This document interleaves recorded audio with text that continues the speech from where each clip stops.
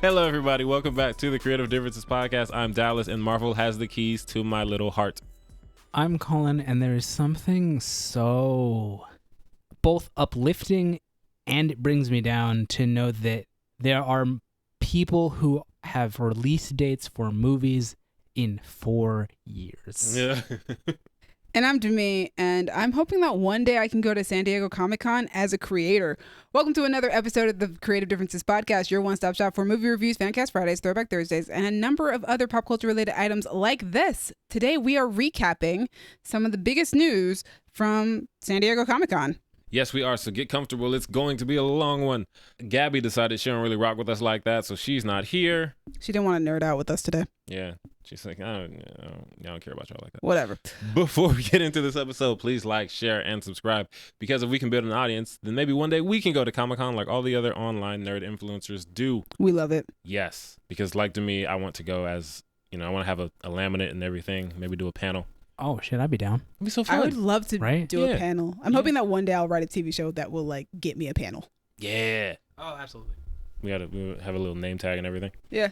Listen, feel free to skip around. Yeah, we got timestamps. You know what's up. You know what you care about. Don't skip around. Listen to all of us. We're worth it. Sometimes they don't care about some of the stuff at Comic-Con. Like Dallas didn't care about some of the stuff. That's true. And you didn't care about a lot of the stuff. That's true, too. Yeah, but our audience needs to care about us. I don't care if they care about the stuff. They need to care about us. Another good point. All right, let's jump in. First, we're going to start off with miscellaneous news. Just because. Yeah, we don't want to. Miscellaneous can't be the headliner. So, our openers today. Our first opener is Teen Wolf, the movie, on Paramount Plus. They released a trailer. I think all three of us have watched Teen Wolf at various stages of its life. Mm-hmm. I didn't know Colin ever watched it. He did. Yeah, I was into it for like the first 2, maybe 3 seasons. I remember when I ejected myself from it, but I don't remember at what point in the show that was. I remember the event that made me go, okay, this is too much. What was the event? But it was when they introduced were-jaguars. I was like, no, this is too stupid. I gotta go. I remember that. And as a person whose favorite animal is a Black Panther, I loved it. I thought, were-jaguar, whatever.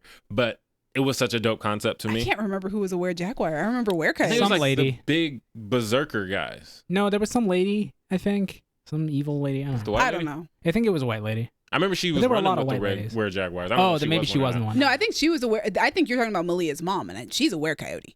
Oh, were-coyote. Maybe No, that I'm thinking was of a different thing. thing. The show had a lot going on. Oh my gosh. But I remember there were these big warriors, and they kind of looked almost like Aztec inspired. I remember that. Yeah. And they were called like the berserkers, whatever. I was like, that's super dope. And Dallas, I think they came with that one white woman. How far did you get into the show? Probably around that point. I just remember certain things because the show came out 11 years ago. Yeah. And I remember. Jesus, did it? I remember the Nogitsune.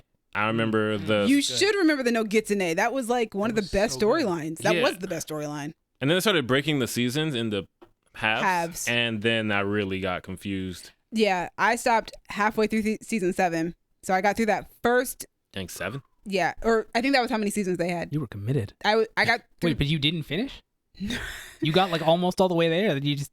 Yeah. So what happened was the storyline of the first half of season 7, there were certain things about it where I saw where it was going, and it made me so upset that I stopped watching the show. Oh, you do that. Yeah, that makes sense. I was like, nah, I'm good. Not even so much rage. It was just like, you know what? This is disappointing, and I just want to end this now. Fair. But they're coming out with a movie, which I had no intention of watching. 6 seasons in a movie. But now I'm planning to watch it. What changed? We'll get to that in a second. How did you guys feel about the trailer? See, it's easy to divorce how I feel about the trailer from Teen Wolf because I might have some nostalgia for Teen Wolf, but honestly, I don't know if I would if I watched it now. This trailer has the silliest narration I've ever heard in a trailer. Like, it sounds like a parody trailer. And I just, okay, all right, sure, go for it. Whatever, man. Yeah, But that feels like Teen Wolf to me, the show. It does. It feels like a Teen Wolf trailer. It takes me back to MTV when I was 19. Watching the trailer for the first season and thinking, man, that show looks like it's probably going to suck. And then I watched it and I thought, I like this. This is actually interesting. I'm not going to watch the movie because that time of my life is over. And Styles is gone. Yeah. Why would I watch it? Once you take Styles out, But Derek is there, and it's been so long since Derek was on the show. Derek is Tyler Hoechlin, right? Yes. Yeah, he was and cool. I do love Hecklin. And I do love Shelley Hennig. I was so excited when she got cast on the show because at the time I was a huge fan of The Secret Circle, which had just gotten canceled, and she was a main character on that show, and it was how I discovered her. I loved her so much as Malia. Malia was one of my favorite characters on Teen Wolf. Right. I was excited about that. I am excited to see how they bring Allison back because Allison died. I legitimately and don't been remember dead for a minute. anything about the show. I didn't even remember that she died. I just remembered her being gone. I'm very certain she died. She died. She gets shot with something, maybe an arrow, somehow. But I think it is an arrow, actually. And I don't remember how it happens. I don't either. But she definitely dies. And I think I've heard that Jackson is also coming back, a.k.a. Colton Haynes. Oh, snap. Jackson coming back? Yes. And I want to know what's up with him and Lydia. What are we doing ship-wise with this movie? I'm very invested in the ships, which is partially why I quit the show. And I just want to know what we're doing. Because from what I understand, Teen Wolf ended with Scott and Malia together, which makes no sense to me, but all right. And yeah, with Lydia and Styles together. But Jackson was deeply in love with Lydia when he left the show in season 2. So... Wasn't he a lizard dude when he left? Yes. You remember that color? He was a Canema. Sure. The Canema, that's what it was called. Yeah, I forgot I remember that. Oh, also, Allison got ran through with a sword. One of the Oni did it. I remember the Oni. Those were dope. The and Oni I'm glad were to see cool. that they're in the trailer. And I think they're bringing back the Nogitsune for this movie as well. Ooh. Movie sounds like it's gonna have a lot of stuff. It's gonna have a lot. Yeah, they're gonna go. I mean, over the a few TV show seasons. had a lot, as you can tell by us not being able to remember. Right, but I mean, lot. you spread out a lot over 7 seasons. I'm like, okay. You spread out a lot over 2 hours. I'm like, We'll see. Fair. We're gonna see what happens. But I think the most important aspect of this is that Allison is coming back through whatever supernatural weird means of all the trauma going on in this trailer. So yeah, I'm more excited. The reason I decided that I was gonna watch this movie is because they announced at the panel that they're doing a spin-off series called Wolfpack, and it's gonna star and be executive produced by Sarah Michelle Gellar. Right. That's all I care about. Yes, that's how they got you. Buffy the Vampire Slayer is returning to supernatural television. It's been like I don't know, and I don't think that Sarah Michelle Gellar has done supernatural genre in a long time, probably since Buffy. Yeah, I can't think of a lot that she's been in aside from that. And in that like realm. Yeah, to me, Sarah Michelle Gellar is one of the queens of that genre.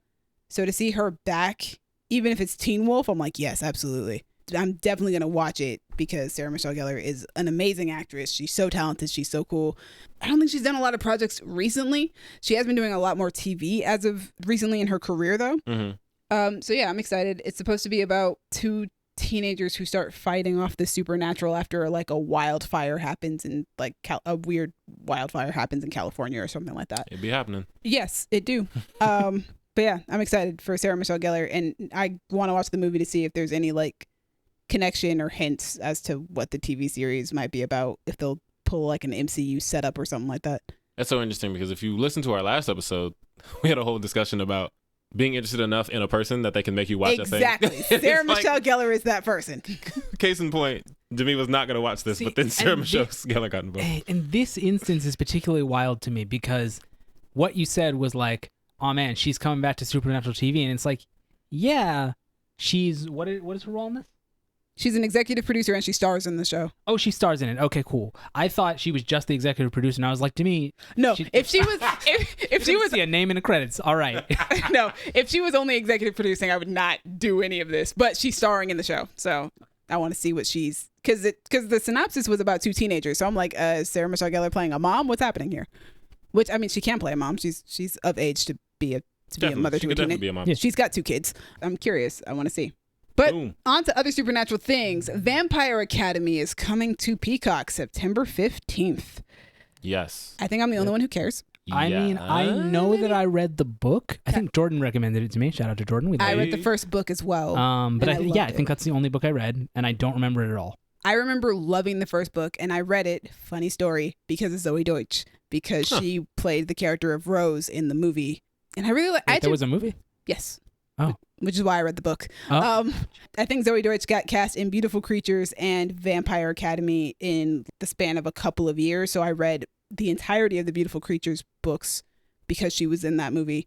And I read the first Vampire Academy book in order to catch up before the first movie came out. Gotcha. I really liked the movie. I am excited to see them do more with the TV show. Hopefully they'll get to do more. It looks like it's going to be a really good show. The production value looks incredible. I really like the cast. I liked CC Stringer for her small role that she did in Mortal Kombat. So yeah, I'm really interested. I've worked with somebody who is actually on the show. So yeah, I'm curious. I love vampires. I've always loved vampires. And this also seems like it's going to be a different tone than the movie was. Because I always feel like the movie was Mean Girls with vampires, which was fun for me. That sounds wonderful. Oh, it was fun. Yeah. I had a great time. And I felt like that's what the movie should have been, was because when I finished reading the book, I was like, this felt like Mean Girls, but with some vampires and like high stakes. This trailer for the TV show looks like it's a totally different tone. There's a little bit more of like an old noble aesthetic that the movie did not have. I feel like they are definitely infusing more of the politics into the show than they did in the movie. I mean, politics is very important within the book series from what I've heard. But yeah, I'm excited. And I like that they've diversified the cast a lot. Like there's definitely a lot of inclusion going for this television series. So like just finding out that Rose was going to be Black and that Lissa was going to be Latina, I was like, whoa, what are we doing out here? And then Christian Ozera is supposed to be Asian. I was like, wow, we are expanding, aren't we? I'm excited. I liked the first book enough to check out the TV series, especially since I have access to Peacock. So why not? True. I've been excited about it for a while. The girl who I worked with, I follow her on Instagram, and I was like, I would see like her stories and stuff whenever she would post while offset and stuff like that. So I gotcha. It's pretty cool. Shout out to Janetta Kaiser. She's very sweet. Nice. We love to hear it. Speaking of things I don't watch, Wheel of Time renewed for a 3rd season. That's just for me. I love when that happens because every time a new season of something comes out, I do get a little bit worried about like, is this going to end on a cliffhanger? What if it gets canceled? But like, cool. I can watch the 2nd season knowing that whatever happens by the end, we're going to find out what happens next. And I'm down. I need to watch the show again when season 2 comes out. Because I also need to rewatch like for some 1. reason, the only thing I really remember is like that last shot because of how interesting it was. I just remembered what the last scene is. Yeah. But like, I like that show a lot, and I really want to keep going with it. I want it to keep going. It's cool. I really enjoyed that show.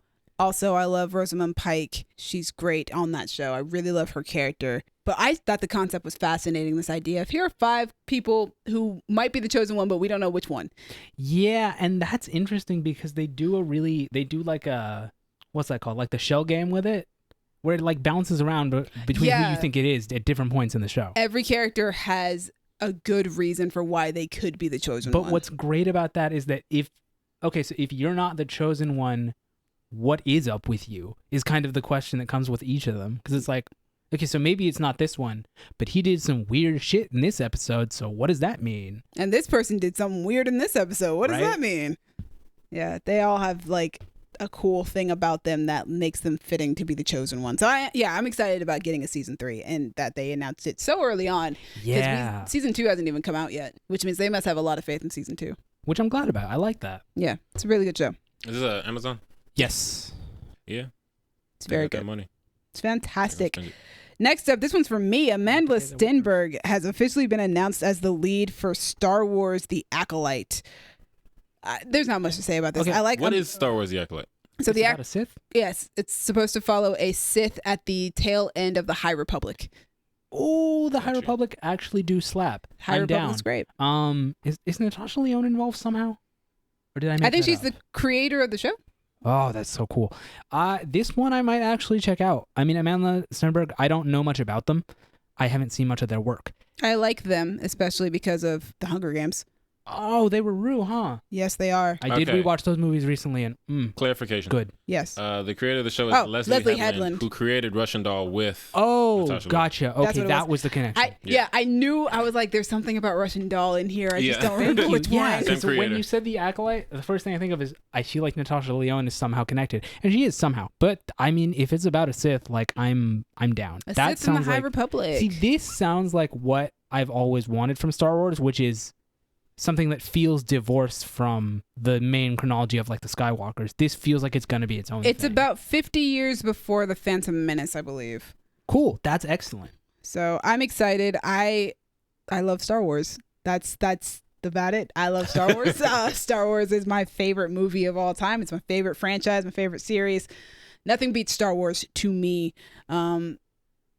So I'm excited at the idea of getting another TV show. I agree with Colin. I do want to see more content from Star Wars that is divorced from the main saga, and this seems like a good direction ahead. I think following a Sith is a very interesting way to go. Wait, also, Amandla, how old are they?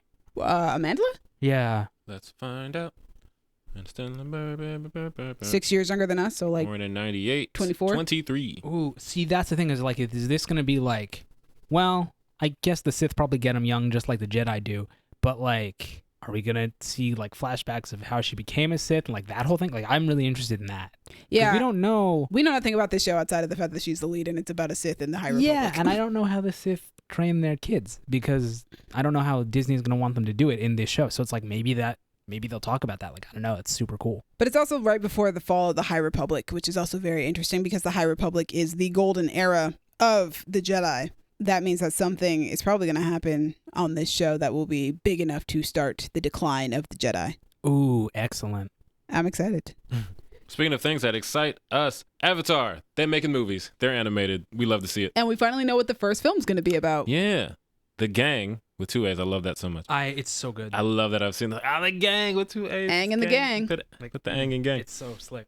But yeah, The Gang is young adults, and it comes out in 2 years. 2024. Yeah, this is like exactly what I didn't want the movies to be about, and I'm a little disappointed. What's funny is we had this conversation when we talked about Avatar: The Last Airbender the last time we talked about the films that were coming out. And I said that I thought it would be actually very interesting to see what was going on when they were young adults that caused the revolution that we end up in. Like, not the technological revolution? Yeah, technological revolution, the industrial age. I definitely want to see it. I mean, yeah, there's no question I'm going to watch all 3 of these movies, and anything else that studio puts out that's Avatar related, I'm going to watch it because it's Avatar. I'll watch anything they put out. But I don't know. I just like Aang had such a great story. He got 3 seasons. It was such like he had character arcs. Everything happened, and I'm just like, cool. Can we go somewhere else in this world and think about somebody else who we haven't already seen? That's more what I've always wanted from Avatar is new shit because these people have had really good stories. I don't need any more of Aang to be satisfied. I'm not like, oh, but what happened when he was 30? Because I'm like, no, the story that we got was so fucking good and so complete that you can just fill in the gaps via like a comic, and I'm like, I'm good. Meanwhile, I'm like, that's great. If I get a Korra movie, that's the thing, we have no idea. I apologize for no, I don't. I'm not going to apologize for the person I'm going to be after a Korra movie comes out because if I get to see Korra and Asami as an actual couple in a movie, it's a wrap. We're done. Yes. I really want to see this because there are things about Legend of Korra that I appreciate more than the original Last Airbender. And while I don't think I like the characters more, I like the setting more in that time period, and I like that they're not little kids. I feel like in with a story like this, you can do more. Not that I think they're going to be like, shooting people in the face or anything like that. No, but I mean, you make a good point. Yes. Yeah, Legend of Korra had some darker storylines. Yeah. The suffocation scene? Yeah, the stuff with Zahir. Yeah. If Zahir was doing that stuff with 12-year-old Aang, yeah. I basically rewatched the first 3 seasons of The Legend of Korra recently, and just like the stuff that Korra gets to do, that Aang and the gang could not because they were like 12, 14. Right. Like, I mean, like Avatar: The Last Airbender dealt with some very dark topics. I mean, Aang is dealing with the genocide of his people. Yeah. We're dealing with, colonization, child abuse, stuff like that. But dealing with it in a very subtle sort of way that's not super direct. Yeah. Korra did not do anything that was not direct. That girl was going through PTSD. We saw a person get the air taken out of their body. Right. We saw a man commit murder-suicide in the first season. Right. The first season of a Nickelodeon show did that. We saw so much stuff because Korra was at an age where we could do stuff that's a little darker and a little bit more mature. Which is wild because she's not that much older than Aang. Yeah, right. She's like 17. I think 17 or 18 when it starts. She's 17. I think she's 21 by the time the show ends. Yeah, it does take place over a while. And he's 12. Well, the first 3 seasons take place over the span of like a year, and then we get the 3-year time cut. Time jump. Yeah, and aside from them being older, I like the world of Legend of Korra. I like the modernized, not super modern, but more modern. I feel like pro bending isn't a thing in the original show. I love that concept. I feel like the world in Korra, it feels like there's more of interest in it. Like a Yeah. lot of the places that Aang and the gang went felt kind of similar. These small towns with people and they got a problem and Yeah. But then like Republic City is nothing like any of those places that they went. So it's like yeah. And Zaofu, is that the Yes. Yeah, thank Which you. one was it? The That's metal city with the Suyin's- Okay. like just the concept of that city is like nothing we ever saw with the they gang. do there. Kuvira and her whole Yeah. army and her everything that she does. I'm really interested to see Aang in a world that's more like this world. Because also Well, I was going to say it'll be more interesting because it won't be more like that world, but it'll be the beginnings, hopefully, of starting to go Yeah. down Yeah, that something in path. between. Something Yeah. in between these two worlds that we've already seen. Because I assume they're not going to be too much older than they are in the original series. I They're would young think adults, not. so- Well, if it says young adults, then maybe like 10 years. yeah, I At was least going to 10 say years at older. least 10 years older, maybe. And I want to see, because we see what Toph is like as an old woman. We see what Toph is like as a kid. I want to see what Yeah. Toph is like as a young adult. Because Toph is such an interesting character. And she becomes a cop. Right? Like, Toph, what you doing? How do you join the dark side? And also, like, I feel like as a person who I am not an Aang and Katara shipper Mhm. on the original show. I found it weird. I thought the age difference. I was like, what 14-year-old girl is going to be interested in a 12-year-old boy? She's not. But I've always said that I could believe it when they were older. So I'll be interested to see their relationship as older people because they're in a different place in their life. They're far more mature. Aang is hopefully far more mature. And I would assume. Not 12 anymore. listen, I don't know. But like, I think I'll be more interested in their relationship now that they are adults. I'll be interested to see what's going on with Sokka and Suki. I really want to know what's going on with Sokka as an adult because that's something Yeah. I don't think we get a lot of. We see him in the see flashback. very briefly. Yeah. Right. Like they talk a lot about adult Aang and adult Yeah, like Toph and everything like everyone that. But else, I feel like what was Sokka doing? we either see them or we get an idea of what they were doing. Yeah, because But Katara. him- Yeah, because Katara was still alive. Yeah, so we see her. And then we have to talk about Aang because his children talk about his parenting skills. Right. And, his kids are a very important part of the show. Right. And Toph's kid is also both kids are very important parts of the show. Yeah. Did Sokka and Suki have kids? Like, Yeah. What happens with Suki? what's up? Yeah, she's not in the flashback. Is she alive? Did she die early? What's going on? We don't know. Yeah, that's a Yeah. good question. There's so much that I want to see. Zuko was with May at the end? Yes. yeah. What's up with that? What's up with Ty Lee? What's up with all these people? Well, I mean, they had a kid. Zuko and May had a kid. Right. 'cause Yeah. there's- Yeah, I there's was Their young daughter people. becomes Fire Lord. Yeah, I at was some going to say, I point. feel like their descendants are in charge. So But yeah, I have so many questions about these characters that I want to Yeah. see it's like, answers to. do we need these questions answered? No, but would I like to see them answered? Yeah. Exactly. When you put it that way, I can see it. Yeah. Like, I wasn't going to turn my nose up at this anyway because, come on. Yeah. But, so- Yeah, I don't know. It's just going to be like, I think if nothing else, even if I didn't like at all what they did with these movies, just the fact that they exist is enough for me because I thought Avatar was done after Korra Mhm. and it's not. And this might lead to maybe there will be a new show with a new Right. Avatar, which is what I want most. It's like, And there's so much. The way they built this world, you could legitimately do stories in this world forever. Forever. Because they've already established there are a bunch of avatars. There's a bunch of time periods. There's 4 different nations. Like, yeah. you And- could just, this is an avatar who shoots fire out of his face. Like, And it'll be interesting to one day maybe get an avatar that's after Korra because Korra lost the avatar cycle. She lost the line. Oh, right. So the next avatar would like only have Korra. So it'd Right, be they wouldn't have interesting. anybody Oh, that's else. got to be rough. Can you imagine if, like, the one who comes after her is like Aang and wants the vegan solution to murder, and she's like, no, you just have to punch them in the face until they stop moving every time? Like, that's not helpful It is for Korra. for her. Is there nobody else I can talk to? No. There's No, nobody's- there literally isn't. There is not. It's a situation like, can I speak to your manager? I am the manager. Like, where's Kiyoshi? Honestly, I feel like can it's I talk going to to Kiyoshi? be just No. like, can I please get a waffle? It's like, Before we move on, one of the things that I also really, really liked was how they announced it was a video of Janet Varney was the one who announced it, Oh, nice. who does the voice of Korra. Right. And she did a video and she was reading a Kiyoshi book. yeah, which is rude. Cute. That was rude. Like, make that movie. Like, I mean, you they don't might- need to. Like, Maybe don't one make day. that movie because you have the book, and I don't think you need to make it a movie. But you could like, make a Kiyoshi movie. You could. You definitely could. Let's not pretend like being an avatar isn't their entire lifespan. Like there's time. Yeah. I mean, the fact because the Kyoshi books obviously don't depict the one thing that she's most famous for, which is Chin the Conqueror. So like, Maybe they'll make a movie about that. maybe they will. Maybe they were like, we don't want to put this in a book. We want to make something. That'd be so much fun. Watch her end that dude. Anyway, next Well, up. technically, he ends himself accidentally, I guess. That's how she sells it. Right. Is But, he like falls? yeah, that's how I would sell it too if I murdered a dude. Speaking of murder, John Wick 4. Hey, Let's get it. good one. Whew, yeah, so John Wick, we got a trailer, We got a trailer. which He's was back. released right before we went to go see Nope, so we had to wait 2 hours to watch it. Yeah. Yeah, John is killing people again. John is doing what John does, and I'm just- excited about it. I love that the people who make these movies, they know exactly what I want. I want Keanu Reeves to kill people in creative ways.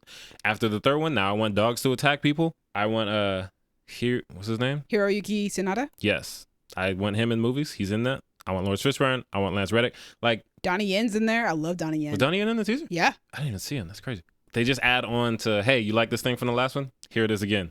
Yeah, so the crazy thing is, these John Wick movies, I feel like I would watch them just for the action sequences because legitimately they're so entertaining and they're so well done that like that would be fine for me. Like whatever, if you want to just add little pieces of plot here and there, I guess I'm okay with that. But I also legitimately love the world building and the storytelling. It's so good. Like one of my favorite things about the John Wick series is that first off, every movie, the world gets bigger. Yeah. But on top of the world getting bigger, every storyline kind of depends or follows after the first, like the last one. So like the story gets bigger and bigger. So like the first movie was they killed old dude's dog. Now John Wick got to go kill him. Right. But then they also stole his car. So the second movie is, well, now he's got to get his car back. Yeah. But at the end of the second movie, a hit has been put out on him. The entire mercenary world, assassin world is after him. So the third movie is all the assassins chasing after him and him having to get out of that, get that mark off of him. But the way that the third movie ended, the fourth movie is going to pick up from there and tell a new story. And I'm so excited to find out what that story is and how he's going to get out of the trouble that he ended up in at the end of the third movie. Yeah, and it just like gets bigger and bigger and bigger. And I love that. I love storytelling like that. So great. It's why I loved Killjoy so much, because every season did something similar to that. Like where every season was like, we're expanding the story and the world at the same time to be bigger and bigger because it requires us to. Right. And you look at things and then things can catch your eye and you think, I want to know more about that. Wait, where are we going? Yes. Like every time they show the operator, People. the room with like the pinup tattooed style. And like, why do they look like that? I don't know, but I would like to find out. What's up with the hotel? I don't know, but I'd like to find out. And it's crazy because I don't think that there is an assassin series that has like quite caught the eye of like the general population, like that has caught the zeitgeist like this. And I think it's like you said, the reason that we all got so enamored with it in the first one is the action is really good. It is. And it's good in a way that we weren't used to for action movies. And the story was thin. Yeah. But like I said, your it was dog died. Yeah. Kill them. I would too. Yeah, you killed my dog. You have to die. Like it's crazy because I feel like the first two movies, the story is really thin, but like the action sequences are so good and they give you what you want. And it's so satisfying that it's like, yeah, let's go for it. The third movie, and I say that the third John Wick movie is my favorite because the story it was no longer a thin story. It was like, well, here's what we're doing now. There's a lot going on, but it wasn't even like a lot. It was still very simple. And it was easy to follow. Right. But here are some like really dope action sequences that we've always had, but the story's gotten a little bit bigger. It's more than just, oh, they killed my dog or, oh, they stole my car. Like legitimate things are like happening.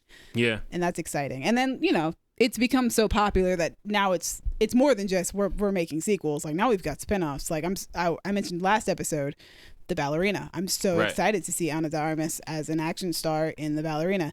I am very excited for The Continental again. I really, really want The Continental. Because Katie McGraw has been cast in it. And I'm dope. Yes, and I'm so excited. Yeah, after Supergirl ended, I was like, all right, well, I guess I'm just going to have to wait until Oh, she got a job. Here we go. Yeah, as soon as they announced The Continental, I was like, that's what I want. I got a little nervous because Mel Gibson is in it. Ooh. Oh, yeah, that is that one. But Katie McGraw's in it. I mean, that doesn't make me nervous for the show. No, not nervous for the show. It's just, it's Mel Gibson. I'd rather not have to deal with Mel Gibson. Yeah. But it's one of those situations where it's like, I don't like you as a person, but your presence in films and TV isn't going to make it worse. You're a good actor. Yes, he is. I think you're going to enhance the show from an acting standpoint. I wish I didn't have to look at you, but. Yeah. But they got Katie McGraw, and I like Colin Woodell, who is playing, I think he's playing the younger Winston. Okay. Yeah, I'm excited for that show. Like, I really like this universe. It's a really fun universe for something that's so grounded in reality. Like, they've built something within our reality that is so interesting and so fun to watch. At the end of the day, this is a guy killing people with weapons that we have in our world. It's not like lasers and a bunch of technology we don't have. No, it's not. It's just a regular... He's using guns and books. He's just very talented. And dogs and horses. Yeah, the horses one is wild. I love the third movie so much. But what I wanted to point out is that dude, the black dude with the beanie, he's in Dear White People. He's the Hotep that the friend starts dating.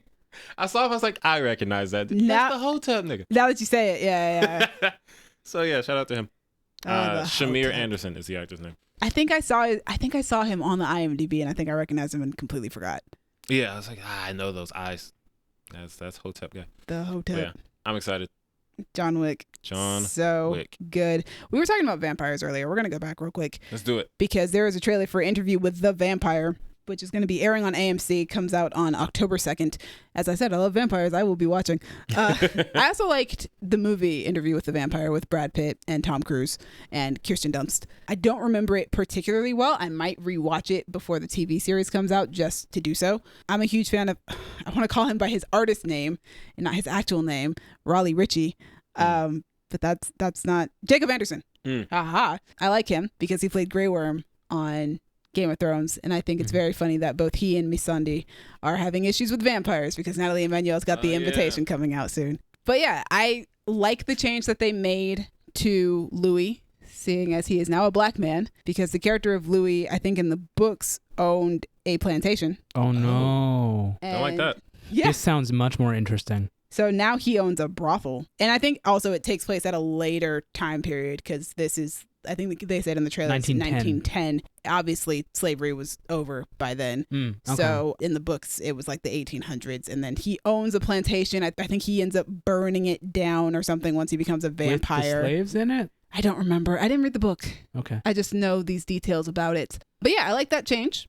Especially because when they cast him as Louis, it was like, well, hold up a second. That's a black man. And you guys, the character owns a plantation. So what y'all...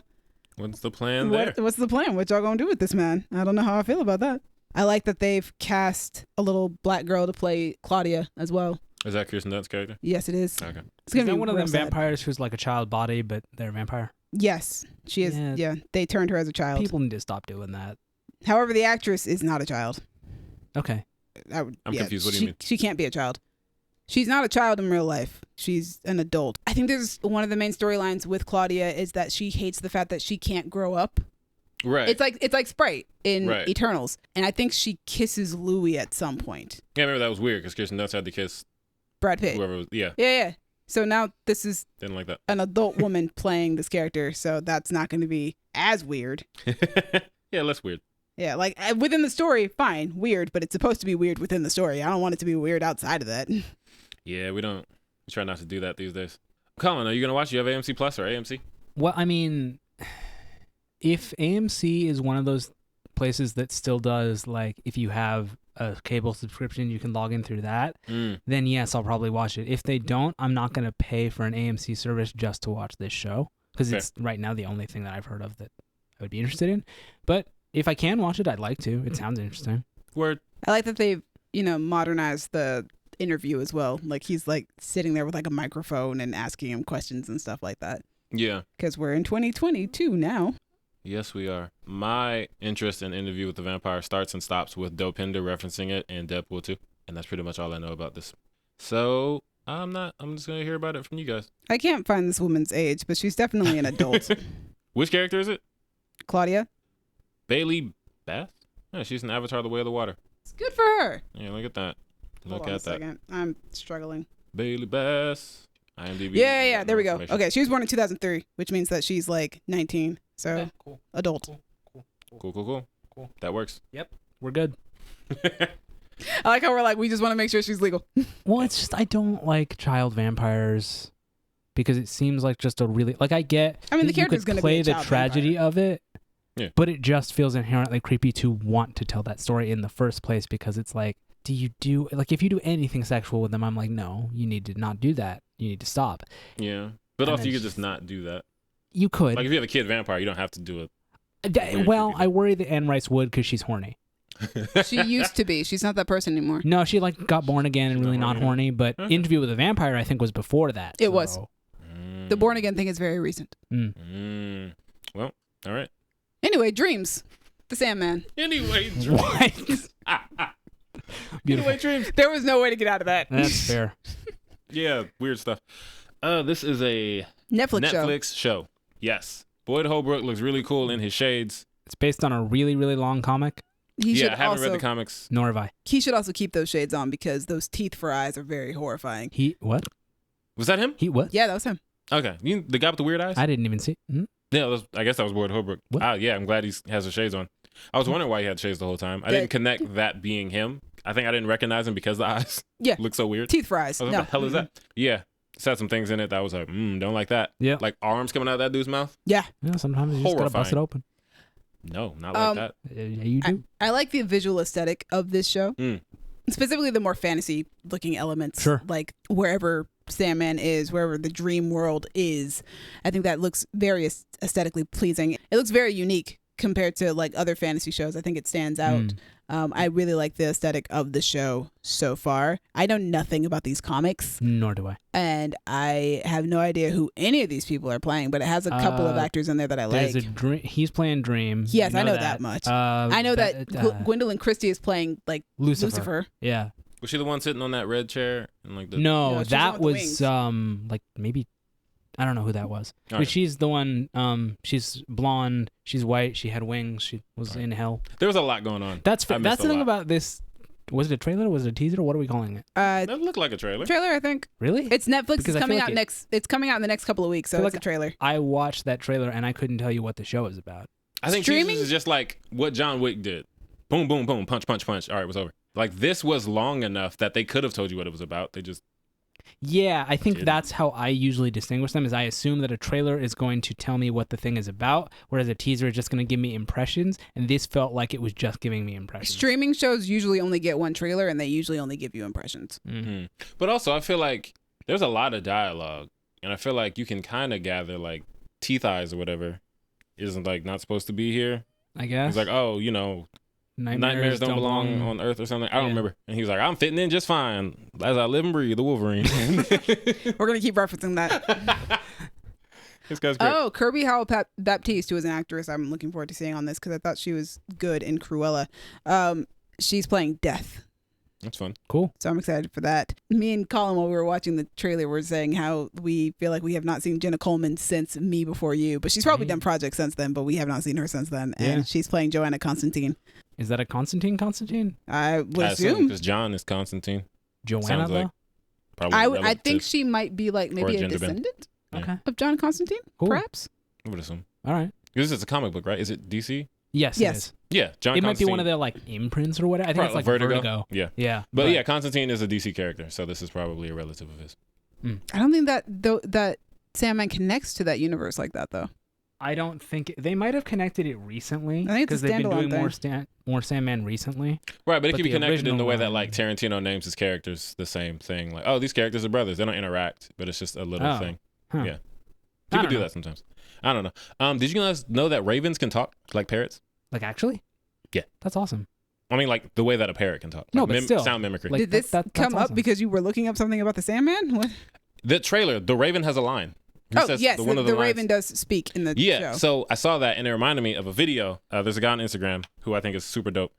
MN Dye, I don't know if I said that right, but he makes all these like animal videos Oh, cool. where he gives fun facts about animals, Huh. but he's also hilarious. And recently he did one about ravens and other corvids and how they're actually better than parrots at sound mimicry. They seem better than at most things than most birds. Like Yeah, they're like really smart, Yeah. but I can show you the clip later. That's like a bird and they're saying things like they have the pitch that people have and everything. It's Whoa, real weird. that's so when cool. I saw that in Sandman, I was like, oh, that might just be a raven talking. It's not. But like, I mean, it could be. yeah, apparently they're really good at that. Hmm. Fun fact of the day. Do you Well- know if this is gonna be like a weekly release? No, I doubt it's a weekly release. Netflix only does that with Okay. a select few shows. Okay. Yeah, it's not really their thing. That's not what they're known for.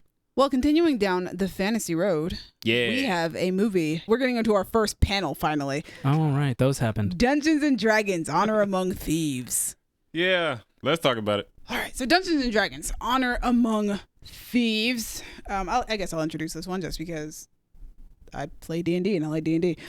So it's directed by John Francis Daly and Jonathan Goldstein, who also directed Game Night and Vacation. They also wrote Spider-Man: Homecoming, the Horrible Bosses movies, and Cloudy with a Chance of Meatballs too. And it stars Chris Pine, Michelle Rodriguez, Regé-Jean Page, Justice Smith, Sophia Lillis, and Hugh Grant. Chris Pine, Michelle Rodriguez, Regé-Jean Page, and Hugh Grant appeared at the panel alongside the directors. The directors said D&D is not just a game, it's about the feeling when playing the game, and that's what we tried to bring to the film. Some of the practical effects for this movie are done by ILM, aka Industrial Light and Magic. If you don't know who they are one of the biggest visual effects companies in the industry. Chris Pine said it's got a Spielbergian feel to it, like the movies I grew up with. And Regé-Jean Page said, I've always found role-playing games super inspiring, so that's why I came in. I basically grew up as Eddie Munson. I love that quote. What a reference. Eddie Munson. Yeah, and they gave us a trailer, our first trailer for this generation's Dungeons and Dragons movies. There are other D&D movies. What did you guys think? Dallas, go ahead. As the one person in this group who does not play Dungeons and Dragons. I love it. I am definitely going to watch this. I hadn't seen the trailer before this morning, but now it's on my watch list on Letterboxd. Also, clarification, the directors also wrote this movie, and I only make that distinction because they do a lot of writing and they do a lot of directing, but not often is it both. Yes. Because like you were saying, they wrote Homecoming and they wrote Horrible Bosses, but they didn't direct those. And then they did direct Game Night, but they didn't write that. So now they're doing both, which interests me because I really like them as directors. I really like them as writers. And this cast is just so dope. I love Chris Pine. I love Sophia Lillis. I love Justice Smith. Hugh Grant is always fun. I think the first thing I saw Regé-Jean Page in was Gray Man, like yesterday. Yes. So, also Michelle Rodriguez is always dope. So Michelle Rodriguez is always dope. So I'm here for it. It looks funny. It looks like what I want. Action and comedy. I will be watching. Shout out to Paramount. All right, over to the D&D players. Colin.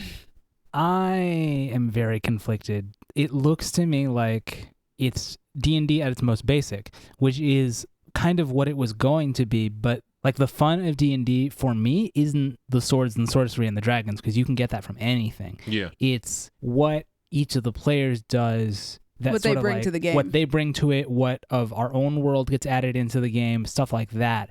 And this doesn't seem to have any of that. It just seems like generic medieval fantasy.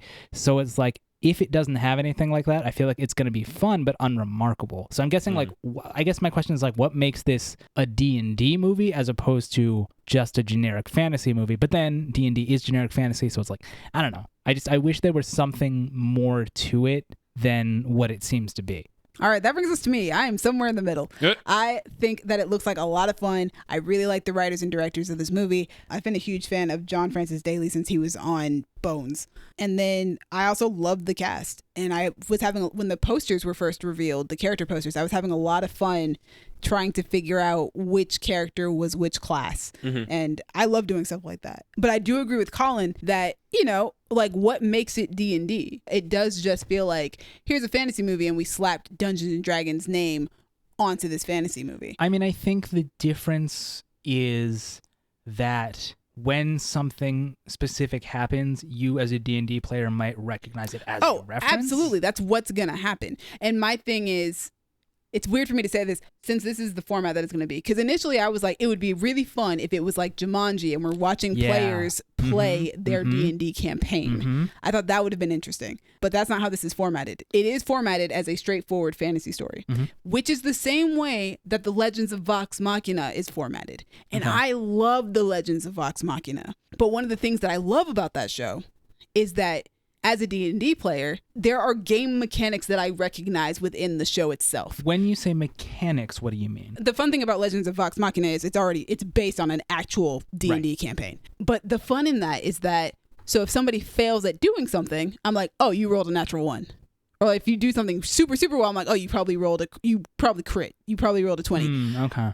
And then like even watching this trailer, when we see Sophia Lillis's character turn into an owlbear, I go, wild shape. Because that's the spell that she's using. I know what spell she's using. And that's part of the fun is that I know that spell. I recognize this. I recognize that. Since this is going to be straightforward fantasy, I want to be able to recognize some of the things that would go into a campaign. So like Okay. Vox Machina, when they fail at things, sometimes it's failing at like the most simple things that you wouldn't see people fail at in a movie or a TV show. Like they are so often horrible with doors. Right. It's like a thing. So I hope that this movie is unpredictable enough to the point where it's like, well, if this was a real person playing this character, they rolled a 1. Or Okay. this person did this, so they must have rolled something like this. And like being able to see spells that as a spellcaster you would be used to seeing, or doing certain feats that you get as a character in D&D, stuff like that. As somebody who plays rather avidly, that's the kind of stuff I would like to see. And also, one of the things I liked about The Legend of Vox Machina is when you play D&D, you level up. And when you level up, you get to do new things. Right. What they do in Vox Machina is, it's not like they say, oh, this character has leveled up. But after a while, a character will pick up a new skill that they couldn't do before. Okay. And that lets you know, as like somebody who plays D&D, you're like, they've leveled up. They can do this Gotcha. now. Okay. I want those tiny things that are like implicit, like we are being very purposeful with the way that we are building up our characters as D&D characters. But also, if you don't play D&D, well, that doesn't matter to you. It's just you're watching a movie, you're having fun, and it's good. Okay. That's me. That is Dallas. That is indeed Dallas. He does like watching movies. He does like I having do fun. like watching movies. Like I said, I'm somewhere between the both of you guys. I think it looks like so much fun. It looks hilarious. It looks like characters that I really want to see. I think Michelle Rodriguez's character is supposed to be a barbarian, which is hilarious to me and so very fitting. But also, I do think I was kind of hoping for more than just like a straightforward fantasy film. But I love fantasy films, so I'm probably going to end up liking it. Any more thoughts from you, Colin? I mean, I'm gonna see it. Right, we're going to see I'm it. gonna definitely see it. So Also, I think something is interesting about what you said before, something about like what each person brings to the team. Yeah. And then that last bit at the end of the trailer is kind of that. Yeah. When Sophia Lillis is saying, okay, I'm sorry, what do you bring to this? Yeah. And then, he's a bard, so he plays the lute. But I thought that was cute. And that was one of the things I did like about the trailer. It's very much like D&D is, here's a ragtag group of characters that you have created. Now, how do these characters fit together and how do they work together? Which, that fits into the core of what this movie is definitely going to be. Yeah. For sure. It definitely gets that aspect of it. But Yes. definitely part of the fun of D&D is the unpredictability of what will happen. And speaking of fantasy and things nerds like The Lord of the Rings, The Rings of Power. All right, so let's jump into some more high fantasy. Yes, The Lord of the Rings, The Rings of Power, developed by Patrick McKay and John D. Payne, who wrote Star Trek Beyond. I like that movie. The show stars Morfydd Clark, Robert Aramayo, Benjamin Walker, Cynthia Addai Robertson, Ishmael Cruz Cordova, Maxine Baldry, and many, many more. So many people. I don't know any of them except for Cynthia Addai Robertson. Shout out to you. You played Amanda Waller. I think I know who Ishmael Cruz Cordova is. I think you might know who that is too. It sounds familiar, but maybe I've just keep hearing about this expensive ass show. Who knows? It looks like Lord of the Rings to me. What'd you say, Colin? yeah, that's exactly what it looks like. Oh my god, It looks like what? Lord of It the Rings. looks like Lord of the Rings. Oh, It's yes. like, I don't know. I want to be interested in this show, but the concept of Lord of the Rings is not actually something I'm that interested in. But you like Lord of the Rings? I like what they gave me, but I don't like Tolkien because he set the tone for generic fantasy. And I know That's it's not his fault, but I'm going to be mad at him because he's dead and he can't complain. We've been over this. What you going to do? What you Let going to that do? man I'm not going to do a seance. I'm not going to talk to not you. live, Let but, him like, rest let him in peace. No. Yeah, let him rest in peace. Oh, he's resting in peace. Yeah, I'm not affecting that. I'm just saying, That's true. God damn, can't we move on from Tolkien? But No. Oh, Amazon is spilling. I guess I'm $1 kind of billion. wondering what this show Half is a going to billion. be, because from what I don't know much about Lord of the Rings, but the sense I always got was that Sauron was kind of like hot and charming and look, I made these rings and they're so cool. Oh, whoops, they turned you into wraiths. Sorry about it. But this seems to position him as from the jump, he's like a villain. And I don't know if that's, I wonder. mean, you can be a charming villain. Those are the best kinds. Right, but if someone's going, oh, evil is over there, like that's a hard sell. Over there. I mean, we don't know how this show is going to work out. We don't even know what scenes we're looking at from what episodes, what the context is for any of this. I'm excited. I love the Lord of the Rings series. I think it's one of the best movie franchises that has ever been made. Well, one of the best movie trilogies that's ever been made. Like we said, it's $500 million put into this show, and you can see it. It looks like it. It looks incredible visually, and I really am excited to see what the story is. I mean, the Lord of the Rings movies start with the narration about how these 20 rings were made and the downfall that it brought to that world. And I'm excited to see the second age and see how all this came to be, how we got to the point that we get to in The Lord of the Rings. And there are so many characters that are going to be on the show that we've heard about, you know, through legends within the Lord of the Rings story. Tolkien scholars actually, according to, there were a few things that we learned from the, yes, there are Tolkien scholars, shut up. No, I just... So there are a few things that we learned from the panel. They had Tolkien scholars who helped them with the creation of new original characters. The composer, Bear McCreary, who is a very good composer. Shout out to Bear. He and an orchestra played music from the show to open the panel. I think they said Howard Shore, that's the guy who did the... Yeah, he's did the movies. Yeah, he did the original movies. He did the theme music, but Bear McCreary is doing everything else. And he said, obviously, he took inspiration from what Howard Shore did. Makes sense. Yeah, people are saying that the music on the show sounds very much in vein of the music that was in the movies, which is incredible music. The showrunners apparently came out on stage speaking Elvish. They're that nerdy. Oh, no. We love to see it. Listen, if you're going to run a show about Lord of the Rings, especially something like this, like, yeah, you should know your stuff. Yeah, nerd out, Yeah, but I feel like That's Lord the time of to do the it. Rings, the Comic-Con's the fandom place to around do Lord it. of the Rings is one that just, they care too much. Every fandom cares too much. Yeah, but like not in the sense of like racism care too much, but like the you don't know this obscure piece of lore, I don't like you care know, too much. And I'm they're like, both. dog. Well, I mean, yes, they are. But it's just like, dog, no. Both exist within that fandom. I have seen it in the YouTube comics.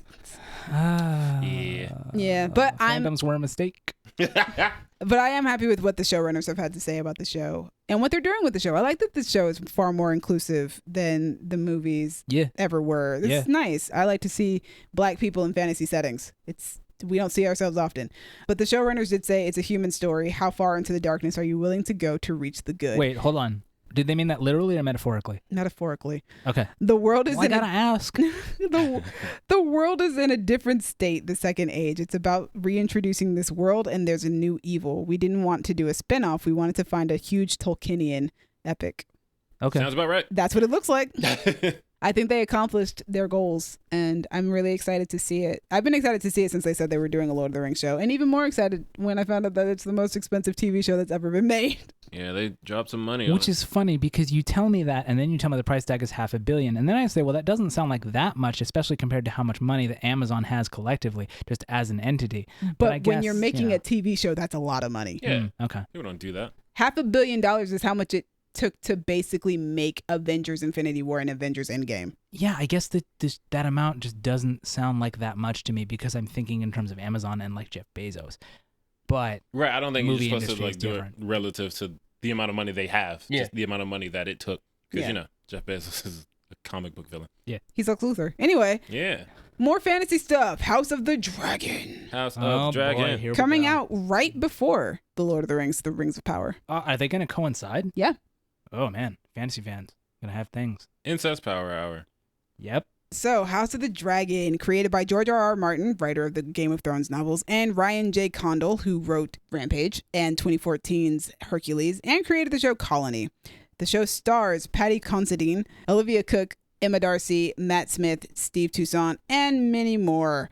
What we learned from the panel, Ryan Condal says the show begins with the Targaryens at the height of their power, which you can definitely see in this trailer. And also there are 17 dragons. 17. dragons. That's the most dragons that they ever have, which is why they're at the height of their power.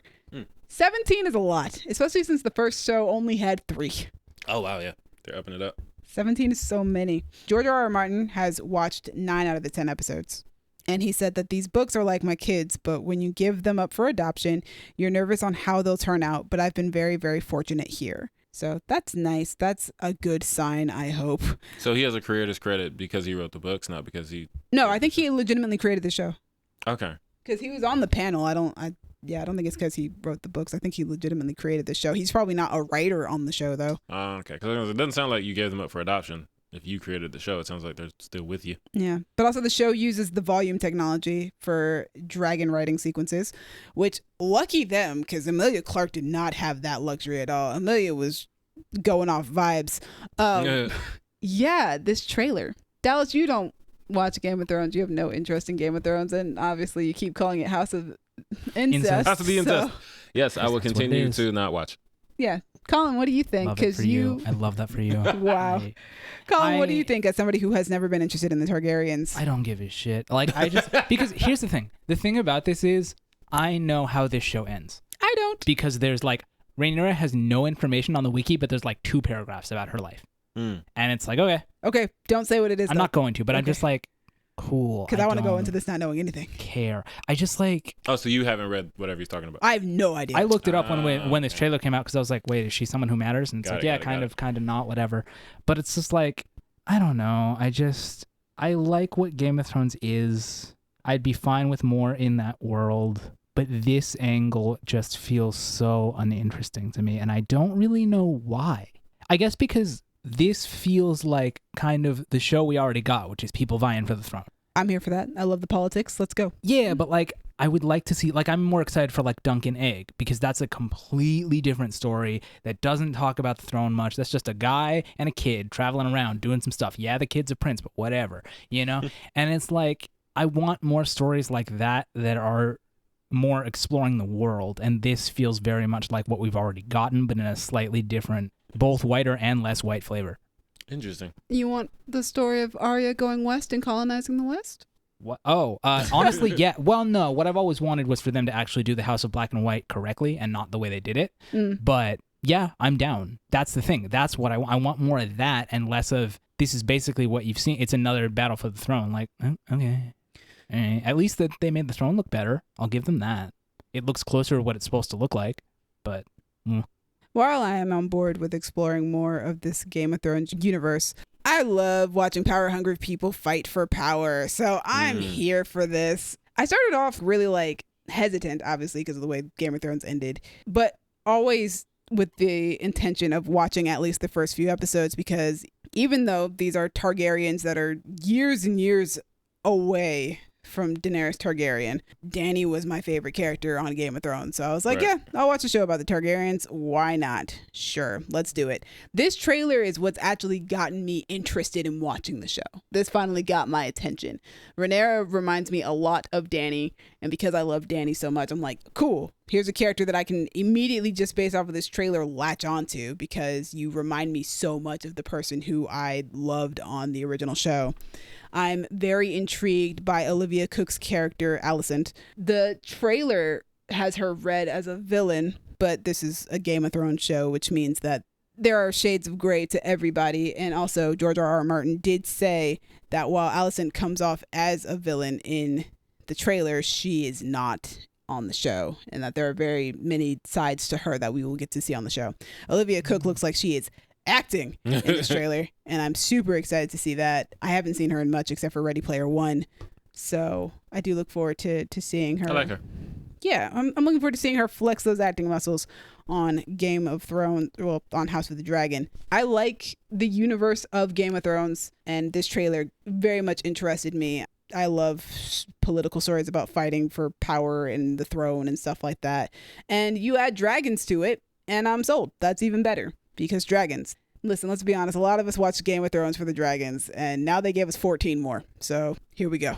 Yeah, here we go. But yeah, that's well, not Game of Thrones. It's House of the Dragon. I keep saying Game of Thrones, but it's House of the Dragon. The dragon. Speaking of dragons, though. Yeah.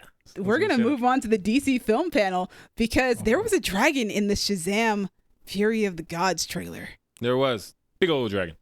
But first, let's introduce the movie. SHAZAM! Fury of the Gods. It's out in December 21st. Directed again by David F. Sandberg, who made SHAZAM. He also made Lights Out and Annabelle Creation because he likes horror movies and superheroes. He's just like me. Except he has a, working film career. The movie stars Zachary Levi, Asher Angel, Jack Dylan Grazer, Helen Mirren, Lucy Liu, Adam Brody, Megan Good, Rachel Zegler, and many more. Yeah. There's so many people. The panel started with a clip of Rachel Zegler and Jack Dylan Grazer. I didn't see it, but it happened. Zachary, Lucy, Asher, Jack, and David were also there, but Helen and Rachel appeared virtually? Yeah. Okay. Like Skyped in, Zoomed in, I guess. Yeah, it'd be like that sometimes. We're still in the panorama. The movie is set a few years after the first film, which makes sense because kids are getting older. Yep. It's been a few years since the first film, and they're established heroes now because the SHAZAMily. Of course they are. Billy is struggling with fears of adulthood, as we all are, and getting older, as we all are. Death comes for us all, Billy. I don't think that's what he's afraid of, but okay. Well, I mean, maybe. You never know. Daughters of Atlas are the villains, and that is Helen Mirren and Lucy Liu. Zachary Levi refuses to confirm or deny whether Shazam and Black Adam will face off or if he'll meet Superman. I keep hearing things about that. Yeah. Like, I think the guy who made Black Adam was like, this He is already our story, met leave us alone. Superman. Who's that? Well, yeah, but they mean like Yeah. meet I mean, him, meet him. Shazam met Superman. That's true. But, you know, we didn't see Henry Cavill's face. Lucy Liu says, to be a part of the DC universe in this world is probably the most exciting thing that's happened in my career. Oh. Being here as a woman of color, I feel like I'm in a place where I'm home. Love to hear it. We love Lucy Liu. She's fantastic. Yeah, and we got our first trailer for Shazam Fury of the Gods. I'm excited. I love the first movie, and Me this too. movie looks like an upgrade. Yeah. Just visually, it looks like, yeah, we got more money. Let's go. There's so many things about this. I'm like, ooh, I love that. I love that they used another Eminem song for the trailer. I do like the use of Eminem song Business because of the part of the song where he says, the star of our show, his name is, and they all say Shazam. Yeah. Ooh, that's good. Man, trailers and the way they use music, they're getting. It's they're also getting good. very just catchy. The Mhm. song is Oh, yeah. catchy. It is one of those. Yeah, that's why it's one of the more famous songs. Let's get down to business. They getting down to business. Colin, what do you think? I'm Are you excited. Yeah, this looks like fun. I mean, the first Shazam movie was a lot of fun, and this looks like So much fun. more of that. Like, that's the thing. Having set the tone in the first one and really liking that one, I'm excited for this one because I feel like it's probably going to be more of the same, I which love I'm that. Yeah. down for. But, like, with more Shazam people, so that's cool, too. The Shazam Lee. Did Jaman die in the first one? Didn't he die? I think so. Okay. I don't know how this is I'm not working. tripping. Yeah. He died. He's a wizard, though, so True. He's I'm a not magic man. gonna ask questions. He's just in there like nothing happened. He's in a lot of this trailer, being alive. Yeah.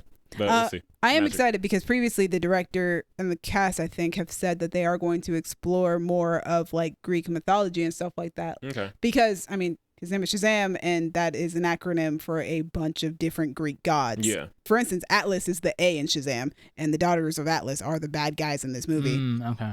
We're getting some Greek myth stuff in here, and I think that's very exciting. And I think that's cool because, you know, Wonder Woman is also kind of like part of our Greek pantheon section of the universe. She's Greek adjacent. Yeah, well, I mean, she's the daughter of Zeus, and this is dealing with similar elements, but in a very different tone. Mm-hmm. I love this cast. I've been a huge fan of Zachary Levi since I watched Chuck years ago. Yeah. Rachel Zegler's in it. Y'all know I rep for Rachel Zegler hard. Yes, you do. This is her second ever movie, and I am so proud of her being in a superhero movie. I am shocked at the amount that they showed her character doing, because I thought they were trying to keep it a secret, and it looks like they're not.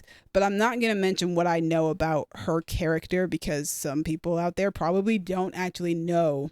Oh, I have no idea. Yeah. Yeah, I know what the intention is with the character. Well, I have an idea of what the intention is with that character. So I was very surprised to see what capacity they used her, and I thought they were going to make her appear more normal. But the trailer does show her using powers and in a suit. Yeah. So that's very interesting to me. But I also know that Helen Mirren already spoiled about her character. But not everybody, like I said, pays attention to that stuff. So Sure. I'm not going to spoil it for other people. But yeah, I'm excited to see the Shazamily do Shazamily stuff. Be like the full family this time around, unlike the first movie. The first movie we built up to getting them, and now we get to watch them in full action. Mm-hmm. It looks goofy. It looks fun. That's what I'm here for. I think Shazam, I don't know if it's still my favorite DCEU movie. I haven't looked at that list in a while. I think it might be mine. It's either my third really or fun one. fourth favorite DCEU movie. And I'm here for the fun. If we are including the Batman, it is fourth. If we are not, it is third. I don't think we would include the Batman. Well, because the DCE, we're not going to Here get we into go. this. We're not doing Bring out the board and the string. No, I'm not bringing out the board and the string. We're going to Cue the move. Charlie Day meme. No. Anyway, Shazam, main timeline stuff. It looks like a lot of fun. Yes. And I get really sad when I see people like hate on it for not being like some sort of dark DC movie. Like, it's a movie about kids who turn We into have superheroes. so many of We don't need those. that. Go watch one of those. Yeah, let them make jokes. What's the problem here? Yeah. Let them have fun. But speaking of dark, gritty superhero movies, Oh no. Black Adam. I wouldn't even call that dark and gritty, but it's cool. It is a cool superhero movie. Well, it's like, you know what? We'll talk about that because I think I agree with you. Yeah. Interesting. Yeah, because when I think dark and gritty, like superhero movie, I think like the Zack Snyder section of the DC universe, where I feel like this doesn't quite fit into that. No. It just seems like this is Well, it's like, like Shazam is like fun, light, airy. Mhm. This is cool. see, the thing is, I feel like there's something, the phrase something for everyone gets overused, but like, if I want to feel bad, I'll go watch Joker. But I don't want that, so I'll just watch Shazam. I'm more into that. But like, it exists. Like, I feel like not every movie has to have the same tone, and that's one of the things that I think DC is actually doing a little bit better than Marvel. Is I feel like a lot of the Marvel movies feel very similar in tone. Right, like they have their tone and they stick with it. Mm-hmm. Which fair. Yeah, it works. I think it definitely works. They're on Phase. They announced so much, but I think this one. Get to that later. Kind of what you said about like putting on airs. It feels like, I don't know that I'd say it wants to be dark and gritty, but if you listen to the narration, Dwayne Johnson is saying, "My power is born from rage," and then you watch his son get offed and thrown into a pit, and it's you see these things. This sounds like a dark and gritty movie, but then you see like colorful Dr. Fate. And like I feel like it feels like Black Adam is the dark character in the movie, but in everything else around him is not that. Might not be that dark. And that's the thing, is like, it feels to me like this movie is going to end with him being like, you know what, maybe being a hero isn't all that bad. And I hope it doesn't, because I think it'd be more interesting if it didn't. I think he'll be an anti-hero. I want him to be a villain, at least until I get to see him beat the brakes off Shazam. And then if he wants to be an anti-hero after that, fine. But I just want to get a movie about a villain that lets the villain be a villain. I would love that. Because so many times, like, we got Maleficent, and it's like, oh, she's a good guy now. Okay, cool. Mystique is a good guy in the X-Men movies now for some reason. I can't think of my third example, but I know it's there. So all these movies, it's like, oh, we're making a movie about the villain. Come watch. Psych. No, he's a good guy. Like, what? No, he's not. No, they're not. Let Black Adam just dog walk some people. Let's get into the panel that we got outside of just the trailer. The movie is directed by, we never figured out how to say this man's name. I never will. Directed by Jaume Collet-Serra, who directed Jungle Cruise, The Shallows, and Orphan. It stars Dwayne "The Rock" Johnson, Sarah Shahi, Pierce Brosnan, Noah Centineo, Aldous Hodge, and Quintessa Swindell. The Rock showed up, as The Rock does, in smoke and floating above the stage in his Black Adam costume. I love it. The extraness of it all, the drama. Gotta give him a show. Alongside him, Quintessa Swindell, Noah Centineo, Aldous Hodge, and the director of the movie attended the panel. Collet-Serra says that the final cut is finished and it was shown to the cast the night before the panel. Nice. Which is cool. Collet-Serra says that Black Adam operates in the gray area, similar to a Dirty Harry character. Oh, no. We used to do that. And The Rock says that this movie will usher in a new era of DC films. Somebody asked, who would win in a fight, Black Adam and Superman? To which The Rock answered, pound for pound, they're pretty close. It all depends on who is playing Superman. That's which funny. I thought was going to be the moment that Henry Cavill comes out on stage. But Speaking of. Psych. But the news I'm most excited about that we got about this movie, Viola Davis is in it as Amanda Waller. I feel like maybe the reason that didn't excite me so much is because it doesn't surprise me. It surprises me. I'm like, what are you doing here? The Suicide Squad ain't nowhere near here. Well, I think part of the thing for that is that, and this obviously is not a thing that came to fruition because why would it? But people were thinking that Black Adam might be either in a Suicide Squad movie or vice versa. And then I thought, they can't fight him. That's ridiculous. No. And also because of the way DC does things, like outside of the films, but watching cartoons and stuff like that, every DC character is fair game to pop up in a DC thing. I mean, yeah, that's fair. Yeah, so I was like, oh, cool. If I was gonna guess who would be in this movie, not Amanda Waller. It wouldn't have been Amanda Waller. Right, but I'm glad she's coming back. I would have guessed Shazam before I guessed Amanda Waller. Man, when are they gonna fight? Like Shazam 3.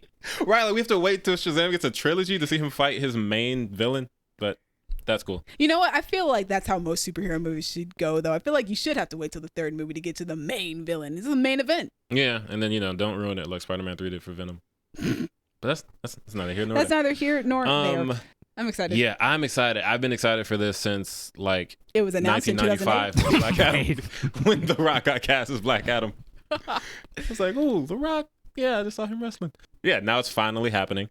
I like The Shallows. And is that a shark movie? Yes. Yeah. Nothing to do with this. This is the same director. But I like Jungle Cruise. Yeah. I've seen a couple of his works. Cool. I'm mostly here for Dwayne Johnson as Black Adam. Really excited to see Dr. Fate on screen. Yo, Dr. Fate does some really dope things. His entrance into this trailer. Yeah, flying through that window. It might be my favorite part of the trailer because he comes in, and I feel like usually when you see something like that, it would be like a real smooth entrance. Mm-hmm. But he comes in and there's like a little bit of a, like, not a stumble, but it's not quite as smooth as you would expect it to be as he's pulling off this helmet. But it looks so cool, and the effects on it, and the effects look really dope. It looks so cool, man. Yeah, I'm looking forward to seeing what they do. I just want to see him beat some people up. I am excited for the JSA. the Justice Society of America and seeing what they do with that, especially since we're not doing Justice League anytime soon. So what are we doing with the JSA? Really fumbled that ball. Boy, did that. We don't have to talk about it. Fine. That'll be even longer. There's so many Avengers movies. And like Justice League, it's right there, bro. That's fine. Colin, did you say anything about this? Okay. Here's the thing. I don't want to say that hearing something is a superhero property turns me off of it, but like this feels like that. It's just like, okay, there's a guy, there's gonna be some destruction, he's gonna fight some people, why should I care? Like I don't know, there's nothing in here that I want to grab onto and go, whoa, that's interesting, let me hear about that. Okay. And I'm just like, yeah, he's a guy, he's gonna shoot some lightning, he's gonna kill some people. And Colin, he's a former slave. Okay, why is he killing people? People enslaved him. He's mad. Is he killing them or is he killing other people? They're probably dead by now. But I don't know. That's what we got to watch to find out. He wants to blow some stuff up. Let him blow some stuff up. Catch a missile? Sure. But I get that. That's kind of how I feel when I see we have swords and dragons and stuff like that. Like that genre, if you don't have, Chris Pine and Justice Smith and somebody ooh, this looks fun. Because that's why the next two I was like, all right, I'm going to dip out. But yeah, I get the certain things don't interest me. Certain things, that's not my bag. But yeah, Dwayne Johnson is my bag. And I love superheroes. And we've been waiting years for this movie. So many years. So many. I thought he was getting cast for a SHAZAM movie when he got cast. I was like, who cast a Black Adam movie? Like, what are we doing? This is what we're doing. The Rock casts a Black Adam movie with himself. All right, speaking of superheroes, we are moving on to the other company that does superhero stuff. We're going to start with Marvel Studios' animation panel. Yeah. Because that'll be easier to go through. Let's get cute. Your whole mood just dropped. It was just funny because Dallas typically likes all the animated type of stuff. I'm very excited for all this stuff first. Well, then let's go then. Starting with I Am Groot. Yeah. I Am Groot. It's cute. I have to clarify, the reason that I sounded so tired is not because of Marvel Studios animation. It's because I know how much we still have to talk about. Yeah. There's so much. Yeah. So I Am Groot. It starts on August 10th on Disney+. Shout out to Disney+. They got everything over there. Vin Diesel is back saying I am Groot. Probably making a whole lot of money for it. He says it in different ways every time. He does. And in different languages. That's dope. Yeah, apparently it's a bunch of shorts. So it's 5 shorts. They're set during different times in his childhood because childhood Groot is adorable and marketable. And then 5 more will be released later. It looks adorable. It looks like one of the cutest things I've ever seen in my life. Yeah. I have too many things to watch to think that I'm going to sit down and watch this as well. Well, I mean, you could probably bang this out in like an hour, depending on how short the shorts are. Probably. But then that's another hour I won't be watching all the things on my freaking watch list. I might watch it just because Groot is super cute in this trailer. Oh my gosh. I don't know. I love Baby Groot. Baby Groot is my favorite version of Groot. So I'm excited. And the first little story that they showed at the beginning of the trailer was like super adorable, but also really, really funny. I don't know. I'm excited. It seems like a lot of fun to watch like in my off time. Yeah. When I'm not watching the things that are on my watch list. I can see myself watching this with my nephew if I can get him to sit still. Because, fun fact, he's in Spider-Man now. Nice. Which is my favorite thing. I'm so happy. I was watching Spectacular Spider-Man at their house, and he was like, Doc Ock. Like, he heard one of the characters say Green Goblin, and he was like, Green Goblin? But he wasn't on screen, so he was kind of confused. Like, where's Green Goblin? Well, before we move on to the next thing, Colin, do you have anything to say about cute little Groot? Have fun, y'all. Like, I am glad for the people who will watch it that it exists. All right, well, speaking of Spider-Man, we got our first look at Spider-Man Freshman Year, which is releasing in 2024. Dallas, you'll like this. The guy who created the show is a fan of Spectacular Spider-Man. He better be. So anyway, some of the stuff that we got our first look at is just the animation style, just looking at artwork of Peter, what his Spidey suit's going to look like, his friends, which include Harry Osborn, Nico Minoru, and Amadeus Cho, and some of his villains, which include Doc Ock, Rhino, Scorpion, Speed Demon, and Tarantula. And we got some various Spider-Man costumes as well, which will be in the first season. And season 2 will apparently be called, you guessed it, Spider-Man Sophomore Year. That's hilarious. Just go through high school. I love it. I am very excited. I don't know who is voicing Spider-Man. All I know is that it's not Tom Holland. Right. Which, fine. Maybe get a kid. Charlie Cox is coming back. He's voicing Daredevil. Yes. That's dope as hell. He's coming back as Daredevil, which I assume means that, well, no, I'm not going to assume that it means that this takes place in the MCU, but I feel like it was said when the show was first announced that this show is Tom Holland's Spider-Man and that it is canon, but I would hope so. I don't know if that's still accurate anymore. Spider-Man. He looks so cute. He looks freshman. And a very, old-timey looking show. But I'm about it. It is a very interesting animation style that they've decided to go with. Yeah, like we talked about when we did our Miss Marvel episode, I'll watch anything with Spider-Man because I grew up with Spider-Man and I love him. I'm so glad that Charlie Cox is coming back to the MCU. So anything that he's going to be doing Daredevil in, I'm about it. I like his suit looks really cool on the Daredevils. Yeah, it's so dope. The series. black suit. Yeah, I love it. I don't know what to really expect, but I'm down for it. Yeah, like I was saying, I'm not going to assume that it takes place within the MCU because if I did that, Chloe Bennett has voiced Daisy Johnson across several different Marvel series and has played the live action version, and those don't exist within the same universe. So, that's confusing. And then Dove Cameron has played Gwen Stacy several times over for Disney. So, right. Shouldn't do that. Not going to make that assumption. What If season 2 releasing early 2023? Yeah, more things I love. What If is my favorite of the Disney Plus shows. Fun fact. So I'm super excited that we're getting more. Nice. Well, this season they've told us that there will be a Hela story, Odin versus the Mandarin, Captain Carter meeting the Winter Soldier, and Tony on Sakaar with Valkyrie and Hulk. And season 3 is apparently already in the works. I love that season 3 is already in the works. Give me all the What If. Give me everything. Odin versus the Mandarin sounds like they just grabbed 2 characters out of a hat. What if? Yeah, but like Odin, the Norse god versus the terrorist, the Mandarin. Yep. What's the plan? I don't know, but I'm gonna see it. We're gonna watch it. Surprise! It's actually Odin versus Ben Kingsley. I would love that. I feel like there's got to be more episodes than just those, though. Hopefully. Yeah, that's what 4 or 5. Yeah, especially because season. I heard a rumor. Back when season, I heard a rumor. Back in season 1, they were saying that they were going to do a Black Widow based episode for season 2. So I would love that, please, and thank you. Lake Bell playing Black Widow, right? Yes, they do. She was so and good. I am now a fan of Lake Bell since that show aired. So yeah, Harley Quinn made me a fan of Lake Bell as well. Yeah, we didn't talk about the fact that they released a Harley Quinn clip, but I didn't watch it because I just want to watch the show. So fair. I didn't know about it, so fair. I think I posted it in the group chat. Anyway, also Tony on Sakaar with I Valkyrie and freaking Hulk. love that idea. Sounds like it'll be fun. Yeah, I love this show so much because I love anthologies, especially when they're consistently good. And you take one that involves the world that I love so much. It's just a bunch of Marvel things. And now we have a multiverse to care about. So yeah, more Captain Carter. I'm about it. I'm about all of this. Yeah, give me more. Also, they said that the Captain Carter in Multiverse of Madness is not the same Captain Carter that was in What If. Okay. I mean, yeah, she got chopped in half, so spoiler alert. Yeah, speaking of spinoffs from What If, though, Marvel Zombies releasing in 2024 and will apparently be TVMA. That makes sense. Because blood? Yeah, zombies are going to tear through people. Obviously, you could do it without making it TVMA. Obviously, we saw an episode of What If where they didn't have it as TVMA. And it was kind of fun. And it was creepy as hell. Yeah, but also, like, I saw, looking at the art style, obviously anything can be TVMA. Absolutely. But it just looks... Yeah, it looks like What If. That's not what I would expect when I hear What If. But I'm going to watch. Are you excited to see Ghost as a zombie?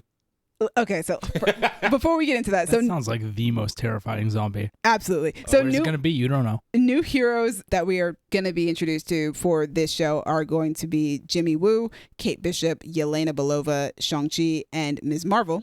And that's what we got an image of as a sneak peek of the show. Mm-hmm. But then, yeah, we're getting zombie versions of Ghost, Abomination, Captain Marvel, Scarlet Witch, Hawkeye, Okoye, and Captain America. I'm just excited to get more Ghost content. Mm-hmm. It probably will not be voiced by Hannah John Common because that's a zombie. But yeah, I am curious if this version of Ghost still has her abilities, because if she does, that's a horrifying zombie. I think she will. Be kind of disappointing if she doesn't. I feel like, yeah, if she's just a person zombie, like, yeah, it's just she got to be able to, like, in a suit. Where she gonna be and stuff. And, right, that's gonna be a lot scarier. Like Scarlet Witch with her witch powers were crazy. Exactly. Scarlet Witch zombie in What If was horrifying. Amazing and horrifying, and I need that again, and I'm glad we're getting it. Yeah, but yeah, zombie version of Ghost. This is not how I thought I was getting Ghost back, but you know what? Hey, I'll take what I can get. Yeah, I'm excited. And then finally, I'm so excited. X-Men 97 releasing fall 2023, and season 2 is already greenlit. We love to see it. We do, and we got our first look at the animation, which looks like the old animation, yes, but it looks like X-Men. probably cleaner. And the new additions to the team include Sunspot, Cable, Bishop, and Nightcrawler. We got to look at them as well. And Magneto will be the leader of the X-Men. That is interesting to me. I don't So remember. is Chaz dead or? I don't remember how that show to ended. be honest, he might have died in the old show. I can't remember because I feel like I need to watch that show before this one 97 comes was out. a long time ago. When Disney Plus became a thing and I got access to it, I went back and watched some of the old show. Yeah. I think all of you are gassing it up from nostalgia. It's not the best thing in the world, but it's one of those shows that they did a lot of interesting stories. Like Yeah. they did Age of Apocalypse and It's probably the same way that I feel about the Awesome. Clone Wars, where I think Clone Wars is a good show, Mhm. but there are great storylines within it. yeah, because this one, it's very, very 90s. Oh, absolutely. It was Like, made in the 90s. It is such a product of its time. We that were it- 5 when that show came out. Yeah, like it's hard for it to hold up to today's standards. However, the storylines that we'll probably get Mm-hmm. today with these characters will be interesting. Yeah. And, X-Men is one of those timeless things because it's a metaphor for racism, and racism just won't go away. It just won't die, It just won't die. just like Wolverine. But Nigga just won't die. yeah, I think I should watch 97 before the old show before the Right. continuation comes out. It makes sense because they're going to continue it. Yeah, exactly. I should also watch X-Men Evolution again. Can we bring that show back? I loved that show. That was a good one. That was Oh. fun. Yeah. That made me love Nightcrawler. Yeah, but that's all we've got for the animation. Now we're moving into Marvel Studios live action. Yeah. This is where it gets crazy, y'all. Listen, the beginning of this is literally just a bunch of release dates. So hold on to your butts. I'm going to try and go through all of them. First thing we discovered is that Black Panther Wakanda Forever will be the end of Phase 4, which is so fast because Phase 4 just started last January. Oh, man. The beginning of That's Phase crazy. 4 was WandaVision. And now we're done. Wow. We will be done in November. It would have taken the span of 2 years to finish a phase, which is insane. All right, but then we begin Phase 5, which is going to start with Ant-Man and the Wasp, Quantumania, which is releasing February 17th, 2023. Phase 5 is going to include Secret Invasion, which is coming out spring 2023 on Disney+. Then we have Guardians of the Galaxy Volume 3, which is coming out May 5th, 2023. Then we've got Echo coming out summer 2023 on Disney+. Loki Season 2, summer of 2023, also on Disney+, obviously. Then we've got The Marvels coming out July 28th, 2023. We've got Blade coming out November 3rd, 2023. We've got Ironheart, which is going to be on Disney Plus in fall 2023. And we have Agatha Coven of Chaos in winter 2023 on Disney Plus. It was also confirmed that we are getting Daredevil Born Again coming spring 2024 to Disney Plus with 18 episodes and the return of Charlie Cox and Vincent D'Onofrio. Love it. And we also get Captain America New World Order, and that's in the works, which is releasing May 3rd, 2024. And I get my Thunderbolts movie, which is coming out July 26th, 2024. That is Phase 5. There's so much. Just how do y'all keep up with all this stuff? And yet we do. And Every yet, year. We do. Every year we do. Consistently. Everybody got a show. Echo's getting a show. Let's talk about the things, sort of, that are not going to have major things said later. I am looking forward to Echo. I'm obviously looking forward to Daredevil Born Again. I hope that they're bringing back, if they're bringing back Charlie Cox and Vincent D'Onofrio, y'all better bring back Deborah Ann Woll. I'm thinking they're going to Eldon bring Henson. the cast back. Bring the whole cast back. Yeah. I it'd be kinda need weird if they didn't. all of them because I love Deborah Ann Woll so much and I want her back. Also, 18 episodes. Wow. Yeah, they decided That's to quite not a do the season. 8-episode thing anymore. That is long. What's up? They must have something really good up their sleeves, planned for Daredevil. Maybe they just know we all miss him so much. I mean, he had a whole campaign for bringing his show back. Yeah. And he came back in No Way Home and I loved it. I'm excited. I want to see Kingpin kill some people with car doors again. Oh my God. I don't know if we'll get that on Disney Plus, but maybe we will. Oh, probably not. I don't know. I mean, Deadpool's on there now, so who knows? You right as hell. You right as hell. I think The Marvels is the one that I'm most looking forward to that's coming out next year. Okay. Because we didn't get any information about that at all during Comic-Con. But I'm super excited, especially now that Ms. Marvel has come out because I love Kamala Khan. Mm-hmm. I love Monica Rambeau, and I love Carol Danvers. So this sounds exciting. I think for next year, it's Blade for me. Mahershala Ooh, is that's Blade. a good one. That is a good one. They're going to start filming that, I think they said in October. Yeah, spooky season. Makes sense. Spooky season. I mean, that doesn't mean you got to film it in October. No, you got to get the vibes All right. for Got to get the vibes.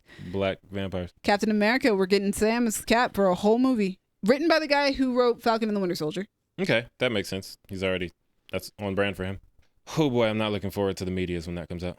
Man. Not my Captain America. Blah, blah, blah. And then Thunderbolts, which, as I said, I'm getting a Thunderbolts movie. whatever, guys. I'm getting a Thunderbolts movie. I'm excited. I don't know who's gonna be in. I think when I find out the lineup, I might be more or less excited. I'm hoping that at least Ghost and Yelena make the lineup. I could see Elena being in it. I feel like Yelena has to because she's had direct contact with girl from Julia Seinfeld. Louis-Dreyfus. We don't even know if that's gonna. We don't know for certain. Right. We can assume I think that so. Valentina is going to be in charge of the Thunderbolts. But I want Yelena and I want Ghost. I just want Ghost back, man. And Ghost is a member in the comics. And it makes sense. You left her alive. What'd you leave her alive for? You said you had plans for her, Feige. I remember you saying it. I want to know what your plan is, and I'm hoping that it's Thunderbolts. But also, I'm very excited because there was that time, remember, where we used to do PowerPoints during the quarantine. Yeah. There was one time we did what DC movies would you want to see come out? Dallas got his, which was Static Shock. He's getting a Static movie. Superhero Static Shock. Whoop, whoop. When we did PowerPoints for what Marvel movie would you want to see, I said Thunderbolts. Right. And I apparently taught Gabby what the Thunderbolts were. Makes sense. And now I'm getting a Thunderbolts movie. And I'm so excited that I got this one. So I'm hyped. Yeah, I'm looking forward to it. I want to see what they're going to do.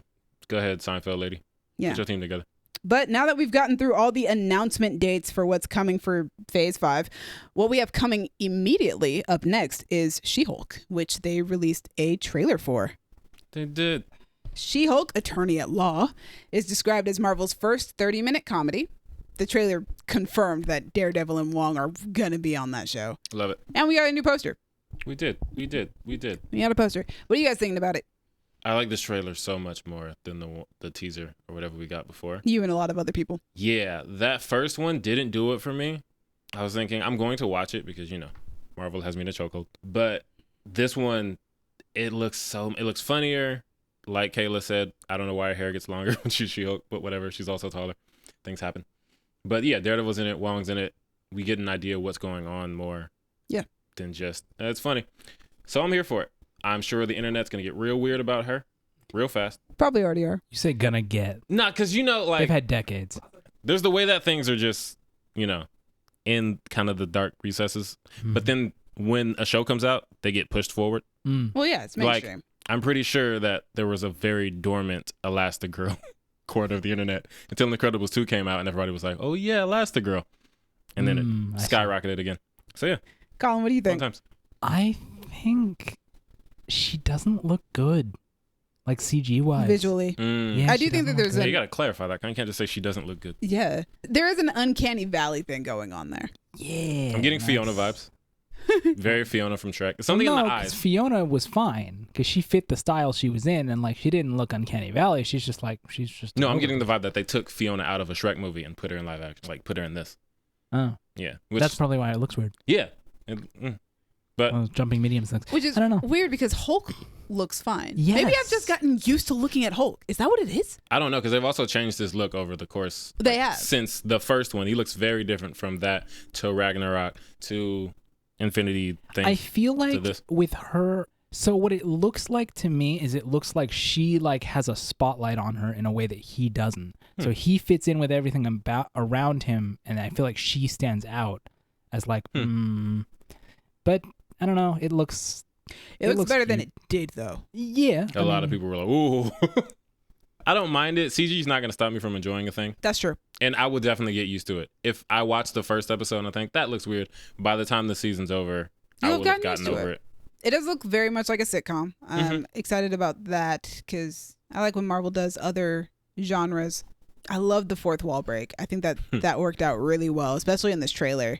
And I like that they showcase that in this particular trailer. I'm very happy that they're introducing lawyers for superpowered people.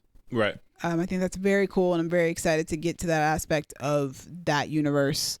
And, it'll be fun seeing her and Bruce, banter back and forth. Yeah. We've got Emil Blunt. Banner banter.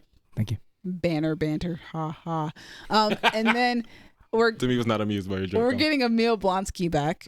Yeah, and he's like amphibious or whatever. He has those little gills. He looks like he does in the comics. Yeah. Which he didn't in the first Hulk movie. Nope. But yeah, it'll be interesting. I love the part where she's just like, yeah, I can't represent this guy because he tried killing my cousin. And the guy's like, oh yeah, we don't care about that. We don't care about that. Just do it. And I'm just like, what? You don't care? Okay, well. You're big and green. He's big and green. Just do it. Yeah. I'm interested to see what the show has for us. Because, yeah, it's a superhero show. I think, what is her name? Jamil is playing, I think she's supposed to be a villain. That's who that was. I was trying to remember. I think she's playing a villain, but also, like, this show doesn't feel like it's super interested in the superhero aspect as much as it is in the lawyer aspect. Mm-hmm. So I am curious as to how that story is going to work out. But there's 9 episodes of this, since they're all a half hour instead of an hour-long 6-episode series. I'm with it. I will be watching. I will also be watching, and it comes out August 17th? 17th? I believe so. I know it comes out in August. The poster says 17th. Nice. August 17th. Let's do it. Hey, Renee Elise Goldsberry's in this. Is she? Yeah. I don't know where, I'm now more Don't know when. excited because I love her. but she's on Wikipedia. That's dope. Maybe she'll sing. I doubt Right. it, but I'm excited about that. Now I'm more excited. Yeah. I love her. She's great. And Colin, you like the actress playing She-Hulk, right? I do. Tatiana Maslany. She's great. I hope she does well in this thing. I'm probably not going to end up watching. Sounds like Colin. Fair. Yep. That sounds like Colin. Oh, snap. Jamila's playing Titania. I don't know her name, but she's a giant woman. Yeah. Sex with a car? No. Oh, Colin, not Titan or that. Man, the internet's going to get weird. All right, let's move away from that. But speaking of green people, Secret Invasion. That's a good transition. I know. Secret Invasion. Yes. Kobe Smulders attended the panel confirming her return as Maria Hill, and she described the show as an exciting thriller. You're never going to know who people are. Are they Skrull? There was an exclusive first look shown that revealed Don Cheadle is set to return as War Machine. Don Cheadle. Also, from what I've read, there was footage of Emilia Clarke as either an agent of S.H.I.E.L.D. or SWORD using a gun, which I'm just excited that Emilia Clarke is in this show. And Olivia Colman is apparently playing an old ally of Nick Fury's. This show definitely, from what I've read, is centered around Nick Fury.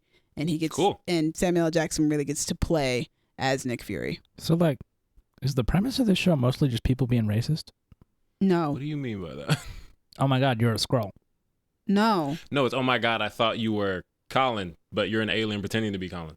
That's fair, but how much does the racism play into it? It doesn't. I mean, at what imagine not a point? lot. Like, I don't know. It just feels like if As- that's how you're labeling it, it's like, oh, you're a Skrull. Like, you can, I hope people label it as like, oh my God, I thought you were you, and not, oh, I thought you were a Skrull, because that sounds racist. No, it's a I thought you were you. As somebody who's read the comic, Right. and I love this series of comics. It is one of the first comic series I ever read. Oh, And fun. I've talked about Black Widow is the character that got me to start reading comic books. Right. But Secret Invasion was one of the series that kept me going, like in like diving deeper into these stories. Okay. I love Secret Invasion. It's one of my favorite series that I've ever read. It's so interesting. It's so good. It's like Kobe said, you don't know who's who, and I'm so excited to see that. I thought that they would do a movie, so when they said it would Me be too. a TV show, I was super like ecstatic about that. Okay. A lot of people thought that the Captain Marvel movie would maybe lead into I thought that. that as a movie, like that being the bigger thing for the wider universe, but they're only doing a TV series, which is fine. God, I love this series, and I'm so excited to see how they translate it into TV. I'm excited to see who Emilia Clarke is playing because, as I said earlier, Daenerys Targaryen was my favorite Game of Thrones character, Right. played by Emilia Clarke. So there have been rumors about her character. Part of me wants them to be true because if they're true, that means that she will stay in the wider universe for a little while longer. Okay. And I would love to have Emilia Clarke stay within the MCU. I'm curious because in Secret Invasion, the Skrulls are more villainous, right? Yes, but remember, in Captain Marvel, it wasn't that the Skrulls weren't villainous at all. I mean, there were probably villainous Skrulls. But they're like refugees in that movie, right? They are in that movie, yeah. Yeah, so that's an interesting thing because now, kind of like Colin said, if they're seeking asylum or something and they show up here for that purpose. But they're and the people disguising are like- themselves as other people. Yeah, and that could be tricky. But I think in the comic, it was more, we're invading your planet. Oh, they and were. We're Absolutely. taking over you. Like, we're taking the form of your loved ones to invade your planet. Well, with them keeping the name Secret Invasion, it sounds like there is a sect of them that are invading. Right. Like Yeah. the Super Skrull could be still doing his bad thing. Yeah. I just, it's going to be, yeah, I don't know And if there's they're also gonna do like a Queen Skrull that is rumored to be on this show. it. Okay. And she, in the comic books, disguised herself as Jessica Drew for a long Right. time. Yeah, So yeah. that's a rumor going around that could be involved in this TV series. Yeah, I think it'll be interesting. And because we liked that in Captain Marvel, they didn't make all the Skrulls out to be evil. Mm-hmm. But I think me and you know that There's still some bad there's ones. still some bad ones out there. Just because these guys were good, You're one of the good ones, man. Yeah, exactly. It's gonna get racist, Colin. And Talos is going to be on the show. He's one of the main characters as well. Yeah, Talos is a credit to his race. I don't know about all that, but Colin opened this racism but door. also, Now I'm just here's the thinking thing of all though: the ways is we can it if you already believe that Skrulls are good in the first place, do then that doesn't work because you already think that they're Right. all good. And that's my curiosity because the Captain Marvel introduced us to the concept of, sometimes Skrulls aren't evil, they're just refugees. Yeah. But I'm looking forward to seeing what they do with it. Maybe it will be racism, Colin. Racism happens. I mean, I feel like some will probably be in there. Yeah. I'm super excited though. I've been excited since they announced that they were doing Secret Invasion at all. I've just been like, oh my god. And then they announced like Emilia Clarke is in it, and I'm just like, my girl is collecting franchises like Infinity Stones. Let's go. Also, Hulkling isn't a thing, right? In the MCU yet? Not yet. Not yet. Right. And he's a Skrull. He is. Yes. So this could be his entryway in. Yeah, it could be either that or the Marvels. Yeah, one of those. Something spacey. I mean, we're getting real spacey nowadays. Yeah. Well, speaking of different realms, Yeah, realms. different places, universes, all sorts of weird stuff, man. Listen, I said Colin has died. he did. I said that Marvel's getting real spacey. They're just going to really weird places in general. They are. And that is where Ant-Man and the Wasp Quantumania comes in. So to be fair, if Marvel is going to weird places, you can't blame the internet for going to weird places. No, that's a different type of weird place. Yeah, this is not the same place, Colin. Those are different. That's not where we're going. Different levels. No.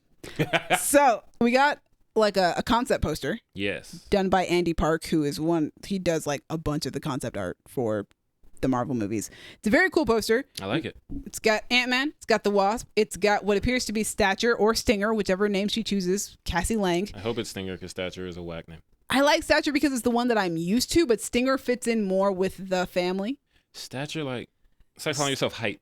Well, it's also like you're calling yourself Stature because you can get bigger, but your dad already does that. Yeah, but he's so... Ant-Man. He gets smaller most of the time. Right, but he also gets bigger. So at that point, But he's Ant-Man. come up with your own name, girlfriend. So she came up with Stature. She didn't say calling her. No, Ant but Girl. I'm saying like, Also, that's what she does. What do you want her to? I just What do you come wanna on, do, Colin? girl. Stinger sounds cooler. Stinger does sound cooler. I'm with you on that. Yeah, it sounds cooler. I think It fits Stature's in just with a dumb name. Yeah, it fits in with the rest of the family names. I'm just saying, like Stature, that's what she does. That's what she does. Anyway, Catherine Newton. back to the panel. Catherine Newton, our new Cassie Lang, appeared at the panel with Paul Rudd and Jonathan Majors. Quantumania will spend a lot more time in the quantum realm, and Paul Rudd says Scott has been busy at work-ish with a little book. MODOK is confirmed to appear in the film, and Bill Murray is confirmed to be in the film.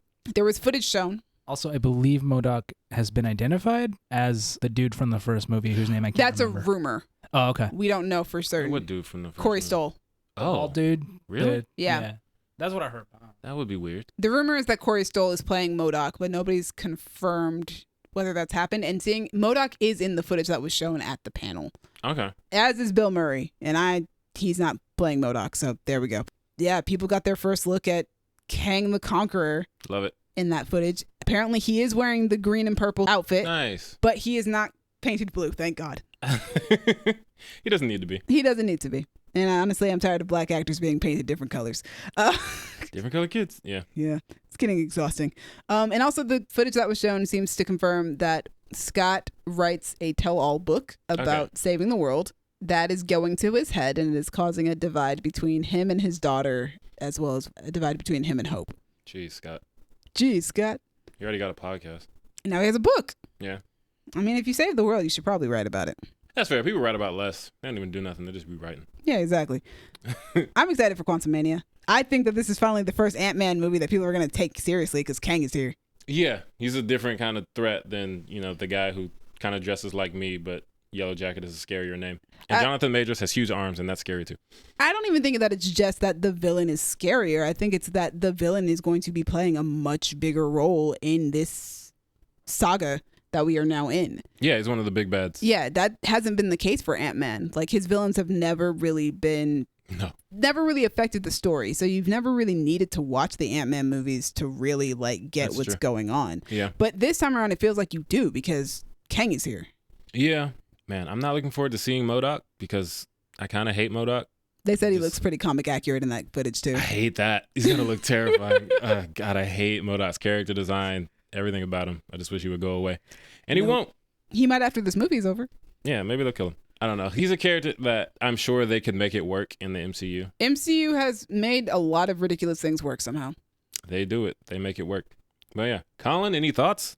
Yeah, I have fun. Like I just, sure, it's Ant-Man, it's the Wasp, it's Cassie. They're gonna fight Kang. He's bad. MODOK is, I guess, a giant head or computer. I don't know. He's like a head with arms and legs. Yeah. Yeah. In a He got chair. a show very briefly, and then they axed that. So I guess this is a redemption arc. I don't know. Or they Congrats. just wanted to use the character. Sure.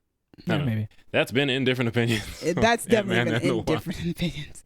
I'm excited about Catherine Newton coming on as Cassie Lang. I like her a lot. I really She's like good. her. But going from the micro to the macro, we are heading to space with Guardians of the Galaxy Volume 3. Yes, I did. What's wrong with that, Colin? Well, it's just we're talking about the internet getting weird, and then you know. Micro to macro? What? Yeah. How weird? Oh, honey. Colin, you lost me on this one. I don't know what Even part of it. Dallas doesn't Where know you what to been? mean. Not just.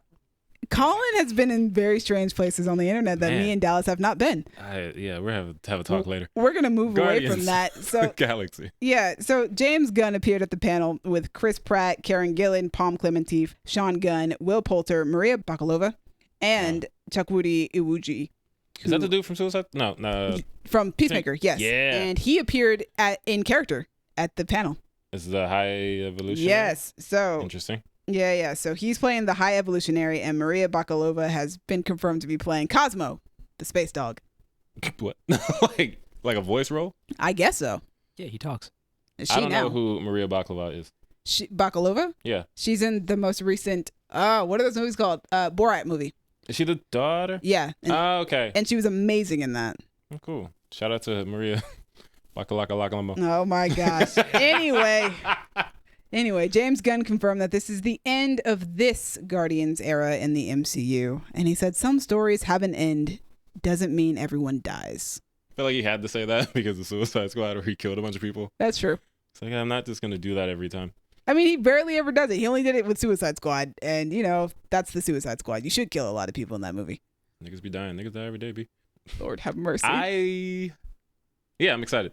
Will Poulter, is he Warlock, right? Warlock. He's a good actor. He's very good. And he's in a lot of goofy stuff, but he's also in a lot of serious stuff. And he's great in all of those things. Yeah. So, and he has an intense face. Like you look at him, he's like, oh, man. And he put on muscle to play Adam Warlock. Nice. Happy for him. Yeah. Happy got the MCU workout plan. Although I think he said it was very unhealthy getting to that No. state. I mean, it kind of always is. Either you're bulking up or you're slimming down, but it's unhealthy either way. I think he said to his mental state more so than the actual physical. I mean, it was probably bad for his physical state too. But hey, we don't talk about I that feel because like- we just want people to look hot. No, I feel like these actors do it in the most healthy way possible. I don't know that there's a healthy way to do it when you don't have a lot of time to do it. I mean, I don't know how much time he had. Yeah, I know Sometimes Natalie you Portman spent 3 months bulking up, so I'm not a doctor. I'm not either. And No, I'm not a I'm not a nutritionist. Yeah, I don't know how long you should take to do things like that. I don't either, and I don't plan to anytime soon. But anyway, Guardians of the Galaxy Volume 3, long awaited because James Gunn was off the movie for a while there. Yeah. And then had to go off to do Suicide Squad and then got the job back, but we had to wait for Suicide Squad. And then Peacemaker. Yeah, he's been busy. The man has Shout been out to him cashing them DC and Marvel checks. and doing a great job at making movies for both. Love to see it. One of the best directors and writers that either of them has. I'm excited. I am too, and I'm curious. They showed footage apparently there. Not a lot, I assume. But I'm excited to see what we're going to get out of the Guardians. Apparently there was a baby raccoon, Cute.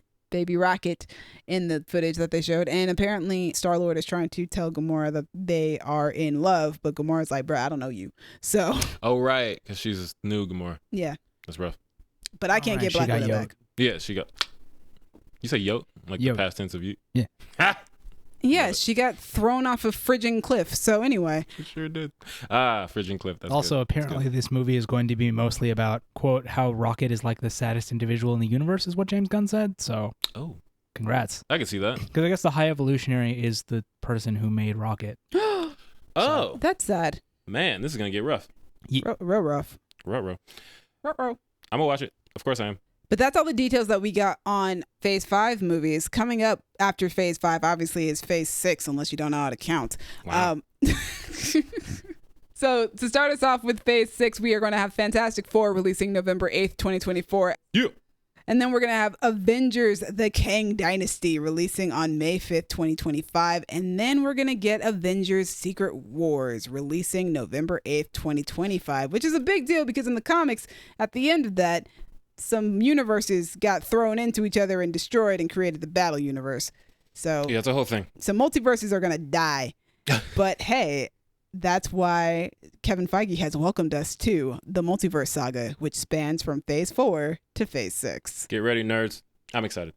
I am also excited, but wow, we went through these phases and this saga way faster than we did the first 3 and the first saga. So we got nothing for X-Men? Nope, nothing for X-Men. Maybe at D23, which is in September. Okay. Because, fam, you're not going to keep using that You got music cue. X-Men 97. No. That's not what I meant. I'm sorry they gave you an X-Men thing and you're over here like, you know no, that's not what good I meant. enough. When you got freaking Professor X They rolling said in. the word once. And we got Kamala Khan with the music cue. Right, they keep doing that music cue. Like, yo, when are you doing the movie? Do the movie. Probably Announce the movie. Probably Phase 6. Bruh, it's going to be like Phase 10. Just buckle in. Phase 10 is a great game. I Anyway. was gonna say, isn't that a card game? It is. Yeah, probably Phase 6 we'll finally get some mutants, but they probably will. I am hoping that they announce some stuff at D23 because people were assuming that they were saving some information for that because we got no information on the Marvels, we got no information on Blade, and those are coming out next year. True. Who knows? We'll find out. But the headliner, The reason we're all here. what they saved for last, Black Panther, Wakanda Forever. Let's all cry together. I'm going to try not to, but I make no promises. All right, before we actually get into talking about the trailer, I do want to talk about some of the stuff that happened at the panel. They started off this segment of the panel. It's the last segment of the entire Marvel panel. They started it off with a live musical performance and Ryan Coogler reminiscing about sitting next to Chadwick Boseman 5 years ago for the first look at Black Panther. Dang. To which he said, "I promise you that I can feel his arm on my shoulder right now." The cast of the film, Lupita Nyong'o, Letitia Wright, Denai Guerrera, Florence Kasumba, Winston Duke, Mabel Cadena, Alex Livinali, Michaela Cole, Dominique Thorne, and Tenoch Huerta joined Ryan Coogler on stage. And so we got these confirmations. Mabel Cadena plays Namora and Alex Livinali plays Atula. Michaela Cole is confirmed to star in the film as Aneka, which I'm super excited about. Dope. Dominique Thorne is playing Ironheart, which we've known for a while. Mm-hmm. And Tenoch Huerta will be playing Namor, the long-awaited big screen debut of Namor. Oh, man. And then we got this trailer. And oh boy, I was good the first half. And then once Kendrick came in and I saw Chadwick's face, I just was like, and tears. Here we go. Got me in the second half, I ain't gonna lie. Yeah, I got to say this. If this movie does not make Dallas cry, I don't think there's a movie that ever will. We shall see. We shall see. But I do have in my notes, niggas gonna be weeping in this theater. Oh, from jump. Yeah, so. The Marvel logo gonna appear and I'm just gonna start crying. I'm just gonna If hear the like Marvel tears logo, hit you the remember ground. when the Marvel logo was just Stan Lee after he passed away? Right. They did that with Chadwick for a little bit with Black Panther. I remember that. Yeah, but it was like on Disney Plus or something like that. And If it was they purple. do that with this movie, Of course they will. it's a wrap. Of course they will. I just start crying right there. Yeah, of course it's gonna just Chadwick. The first act is gonna be so sad Yeah. because this trailer basically confirms that they're killing off T'Challa. Yeah. He's gone. It's just gonna be us being reminded that Chadwick is gone. It's gonna be rough. It's gonna be a rough time. But what a beautiful trailer! Yeah. A beautiful It's trailer. like everything. It just reminds me of watching Black Panther for the first time Yeah. and all of the black excellence and the wardrobe and the dancing and the everything. It's like they stepped up the game and they have now expanded upon the things that we saw in the first movie, which is fantastic. That's obviously what I want more. Black Panther is, to me, the best MCU movie, Right. without question. Like there's no competition. Colin says it's the only good MCU movie. That's true. This is true. And I think we've said before, and I don't know if we've said it on mic, but we have said before, it's because Black Panther feels like it is something more than just a movie, and it delivers upon that. Right. It represents something far bigger than just making a movie. Yeah. I can see that. Something that really struck me was Ryan Coogler talking about that Comic-Con where they revealed the footage of the first movie, the first teaser trailer that we got. Before I even get into that, please give a raise to whoever is making the Black Panther trailers because they're always amazing. They're so good. They're always the best ones. This is probably the best MCU trailer, period. Man. But it just reminded me that at the end of that panel, Mm-hmm. at the end of showing that teaser trailer for the first time, it was the cast's first time seeing the footage too. And the way that they all hugged each other and with so Man. much joy. We weren't there, but the community felt it. We felt that same joy and that same pride in seeing that teaser footage. Mm-hmm. And here we are about 5 years later, same event. And at the end of showing the teaser footage for this film, now Chadwick's gone, there are pictures and video of the original cast and Ryan hugging each other. Mm-hmm. And it's a different type of energy. Yeah. Like there's still that joy and that pride in what they've created and what they've done. But there's also that grief over losing Chadwick and wanting to carry on the legacy that he's left behind. And they were like all gathered around Letitia because, you know, I'm sure she's the youngest. Probably. And Maybe. Oh. man, it was just like watching a reflection of what we saw 5 years ago, but now it's changed. Yeah. And this trailer feels the same. Mm-hmm. It's that same pride, but there's that bittersweetness in it because Chadwick's not here to experience it with us. Right. Man, this movie's gonna hit. It hurts. It's gonna hit in all the different ways. It's gonna hit from just being amazing, because of course it is. Ryan Coogler's making another Black Panther movie, but then also, yeah, all the extra tech, like the mural of T'Challa on the wall, Like which I is said, for us a mural of Chadwick on the wall. It's gonna, yeah, it's gonna hit, man. he's gonna be crying. I said that Eternals is the best looking Marvel movie, Mm-hmm. but it's got some competition with this one. This one looks so good. This teaser is just filled with beautiful shots. Yeah, Namor coming out the water, Oh my gosh. and like all the gold. Even Namor in the water. Right. Like I was like, yo, this might outdo like the Aquaman visuals. Like, what are we doing here? Like this is. It kind of reminded me of the new Avatar movie that's coming out. Okay, right, Ray of the Water and all. Yeah. That makes sense. Kind of had a similar vibe. Whales and such. Yeah, you know, water. I'm disappointed that Gabby's not here. Right. Because one of the cool things that they're doing with Namor and what I believe I don't think they're calling it Atlantis in this movie. I think it's Telecon, and I will explain later why I think it's that. Okay.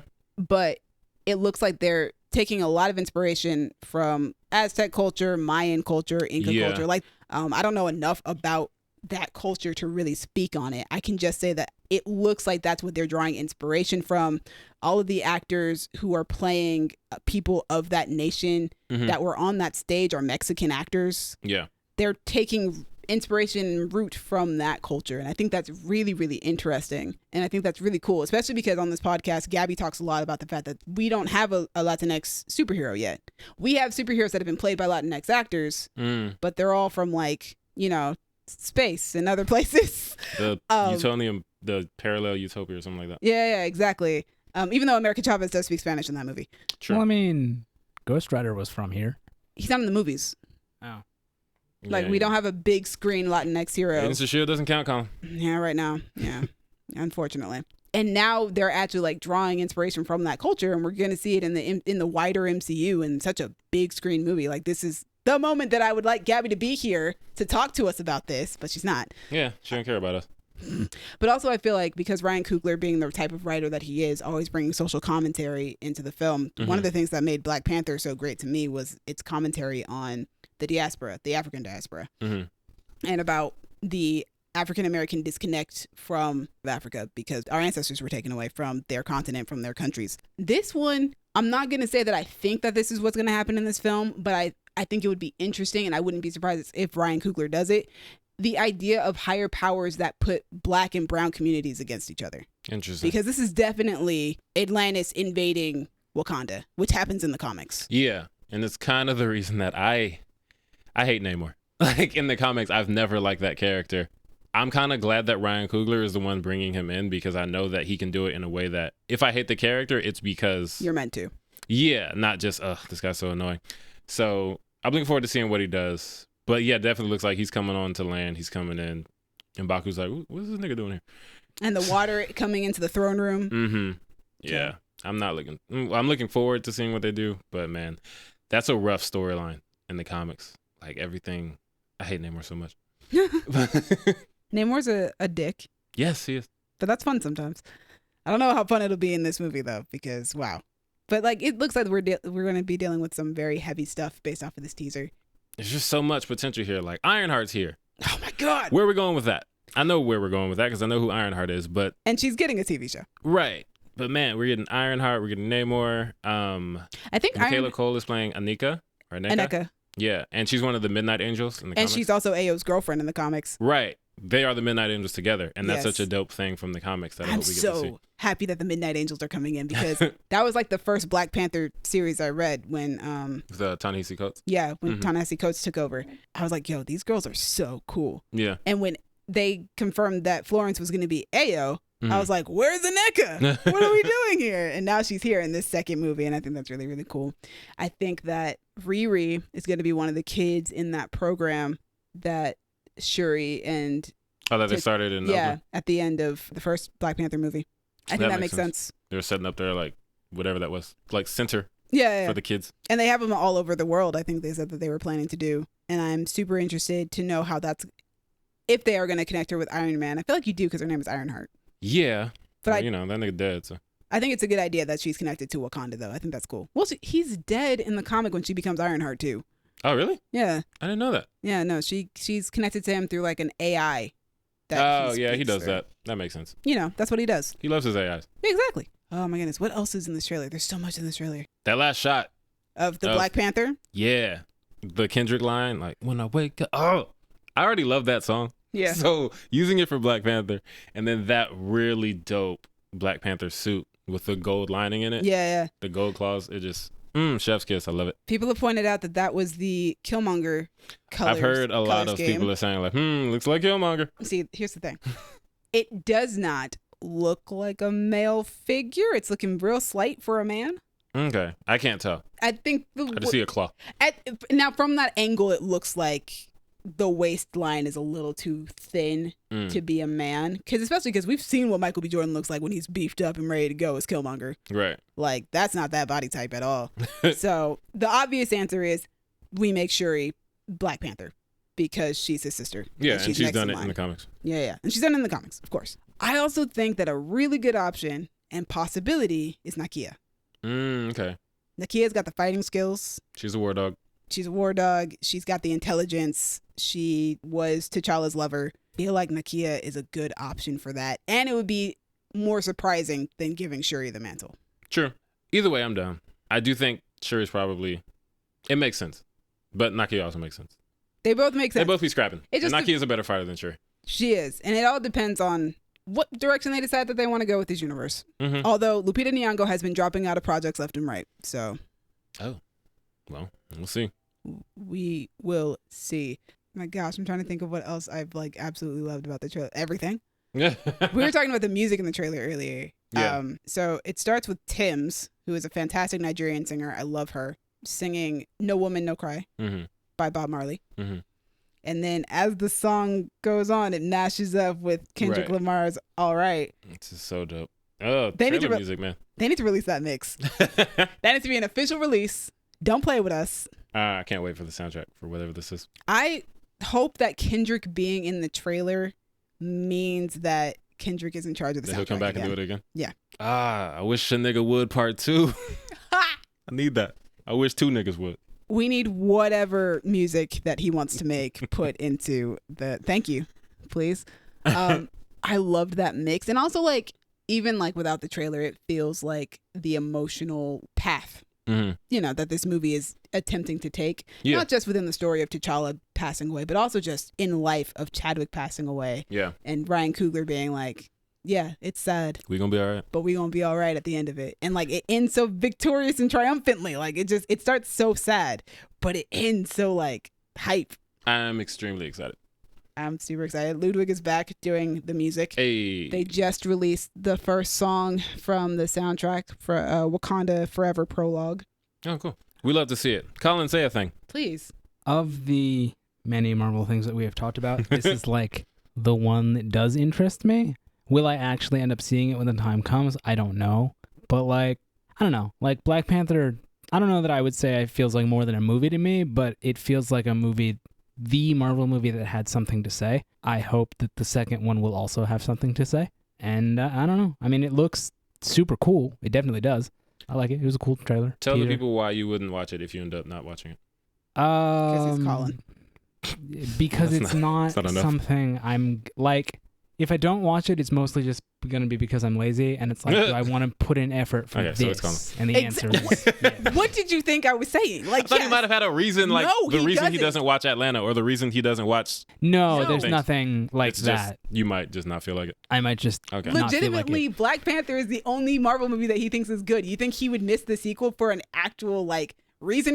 No, it's because he's calling. That I appreciate reasons that you pop gave up. me the benefit of the doubt. yeah, reasons pop up. Like you liked Atlanta, right? Before you stopped watching it. Yeah. But he stopped Yeah. watching it for a very specific person. That's what I'm saying. I thought there might have been a specific No. reason. No, there's nothing like that for this one. Okay, you gotta. I mean, you gotta let like, these people do. Dallas. I could if I wanted to, because some people have said some things. But you know what? It's just like whatever. No. I'm just gonna assume. Oh yeah, nigga lazy. Literally, he'll probably go see it though because we're all gonna go see it. Well, If we make it a group outing, yeah, that's fair. Yeah, you saw Nope. Yeah, but nope, I was like legitimately interested in. Fair. are you not legitimately interested in Black Panther: Wakanda Forever? Enough to go see it. I don't know. Oh my God, I don't even know anymore. That's Colin. We never know anymore. Never know I anymore. don't even know anymore. That's that. That should be the motto.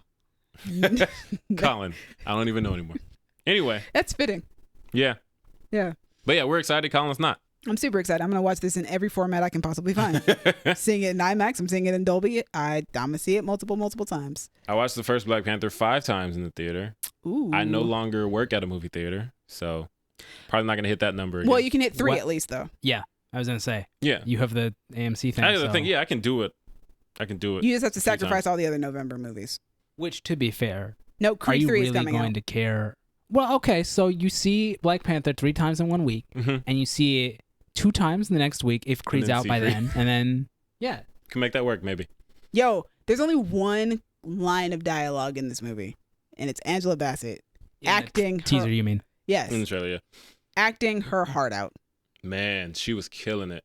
I I'm was not like, gonna try to do it because don't, it just, would be bad on let so it- many levels. but also just let that live. But it's so good. Let It's live. so good. It would be hilarious if you tried, and I I don't know. think we want to laugh about it. Oh my goodness. I might do it off mic. That quote also is what got me to start crying too. I was like, dang it. That's fair, yeah. Yeah. Angela Bassett, man. But I think she's saying that, I've seen some theories that are saying that she's saying that in the midst of a snap. Oh, I didn't even think about that. Because, oh, she says, my whole family's gone. Where's Shuri? Is Shuri dead too? Or almost dead? Are we doing that same plot point that we did in Black Panther? Or is it just the snap? Is that during the time of the snap? Because Mm. if Shuri was gone, that would leave Ramonda to be the person who has to run Wakanda. Right. Because her husband's dead. T'Challa was also snapped. Shuri would also be snapped.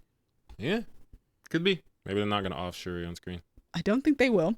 Good. I don't want to have to see her die. I don't either. I love Shuri. I also think it's a really good thing that Ryan Coogler makes such fantastic supporting characters, Yeah.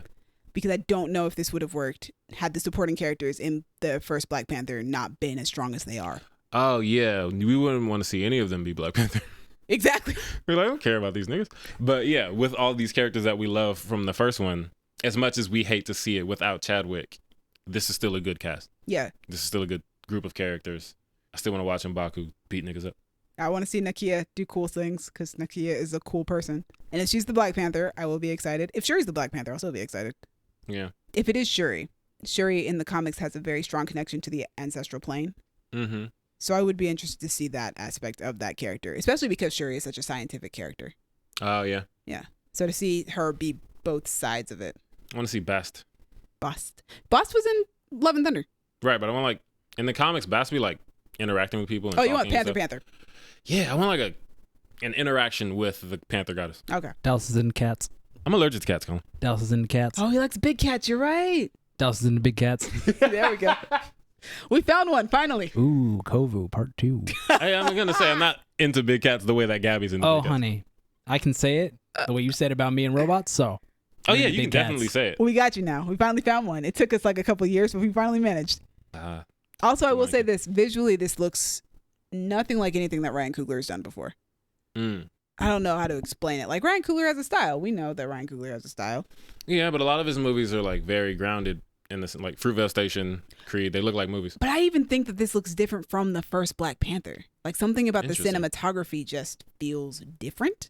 Okay, I didn't get that, but maybe when I watch the movie, I'll get that. But also, there's a different cinematographer on this one than the first one, which I love. Rachel Morrison. She did the first Black Panther movie, and I thought she did an excellent job. This one, the DP is Autumn Durald Arkapaw, And Alright. she did all episodes of Loki, which Cool. I thought Loki was a fantastic looking show. Right. So I think that's really cool. Also, I like that Ryan Coogler likes working with women cinematographers. Yeah. All right. Is that everything we can say without crying? No, there's one more thing. There's more? Yeah. So I was talking about the prologue, which came out on the 25th, which Ludwig said the sound world for the film began with extended trips to Mexico and Nigeria. We spent our days working with traditional musicians who educated us about the culture, social, and historical context of their music. We built a catalog of instrumental and vocal recordings with them that explored both traditional and non-traditional uses of their musical material.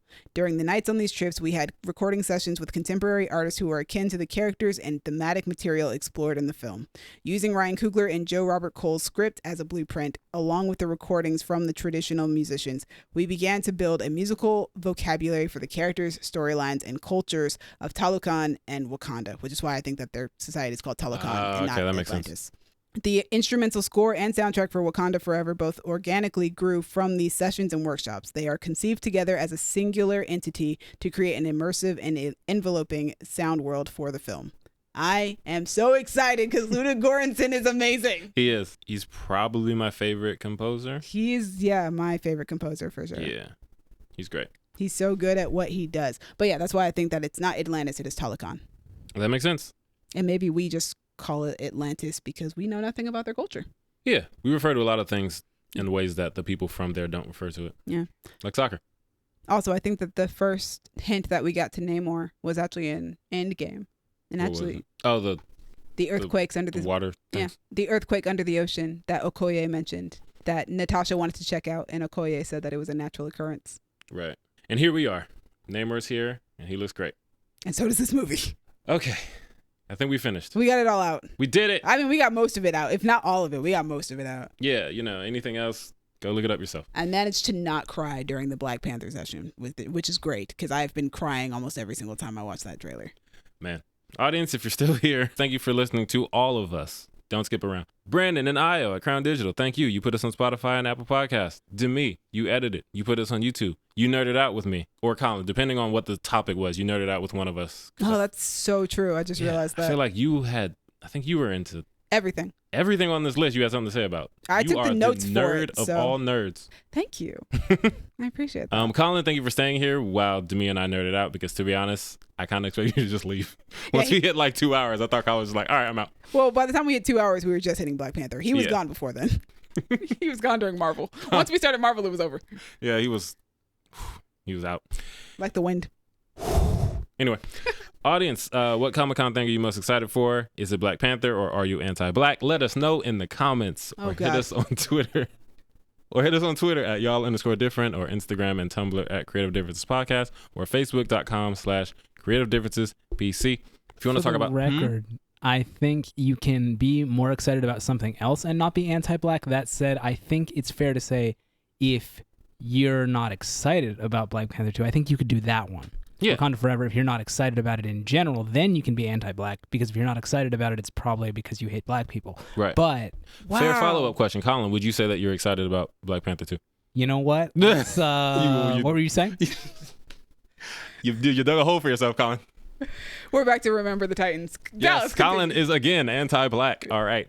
If you want to talk to me about the realization that Colin is anti-black and how that's shaking me to my core, find me on Twitter and or Instagram at King Named Simba. Colin's Give Colin a dying. moment. Hold on. He's realizing some things about himself and he has to come to terms with it. If you want to talk to me on Twitter about how I am not anti-black, which, I shouldn't have to defend. I mean, Anyway, you can find me on Twitter at Duck McGuck. If you guys just want to talk to me about Black Panther, you guys can find me on Twitter and Instagram at Dreamy Films. Dreamy is spelled DREEMI. Thanks again for joining us for this long recap. yes. And you can find Gabby on the weird parts of the internet. Oh, That's where she hangs out. All right. It's been different. Bye. bye. So, Colin, Yes. when you started saying... I knew as soon as I started saying it. You knew where that was Yeah. going to go. Yeah. You said, if you're not excited, you're anti-black. Yeah, Knowing you weren't excited. I knew as I was saying it, I should not be saying this because it will come back to bite me. But Okay. This, as long as you... sometimes you make mistakes. Yes. That's a really large mistake. Anti-blackness is a pretty big mistake, Colin.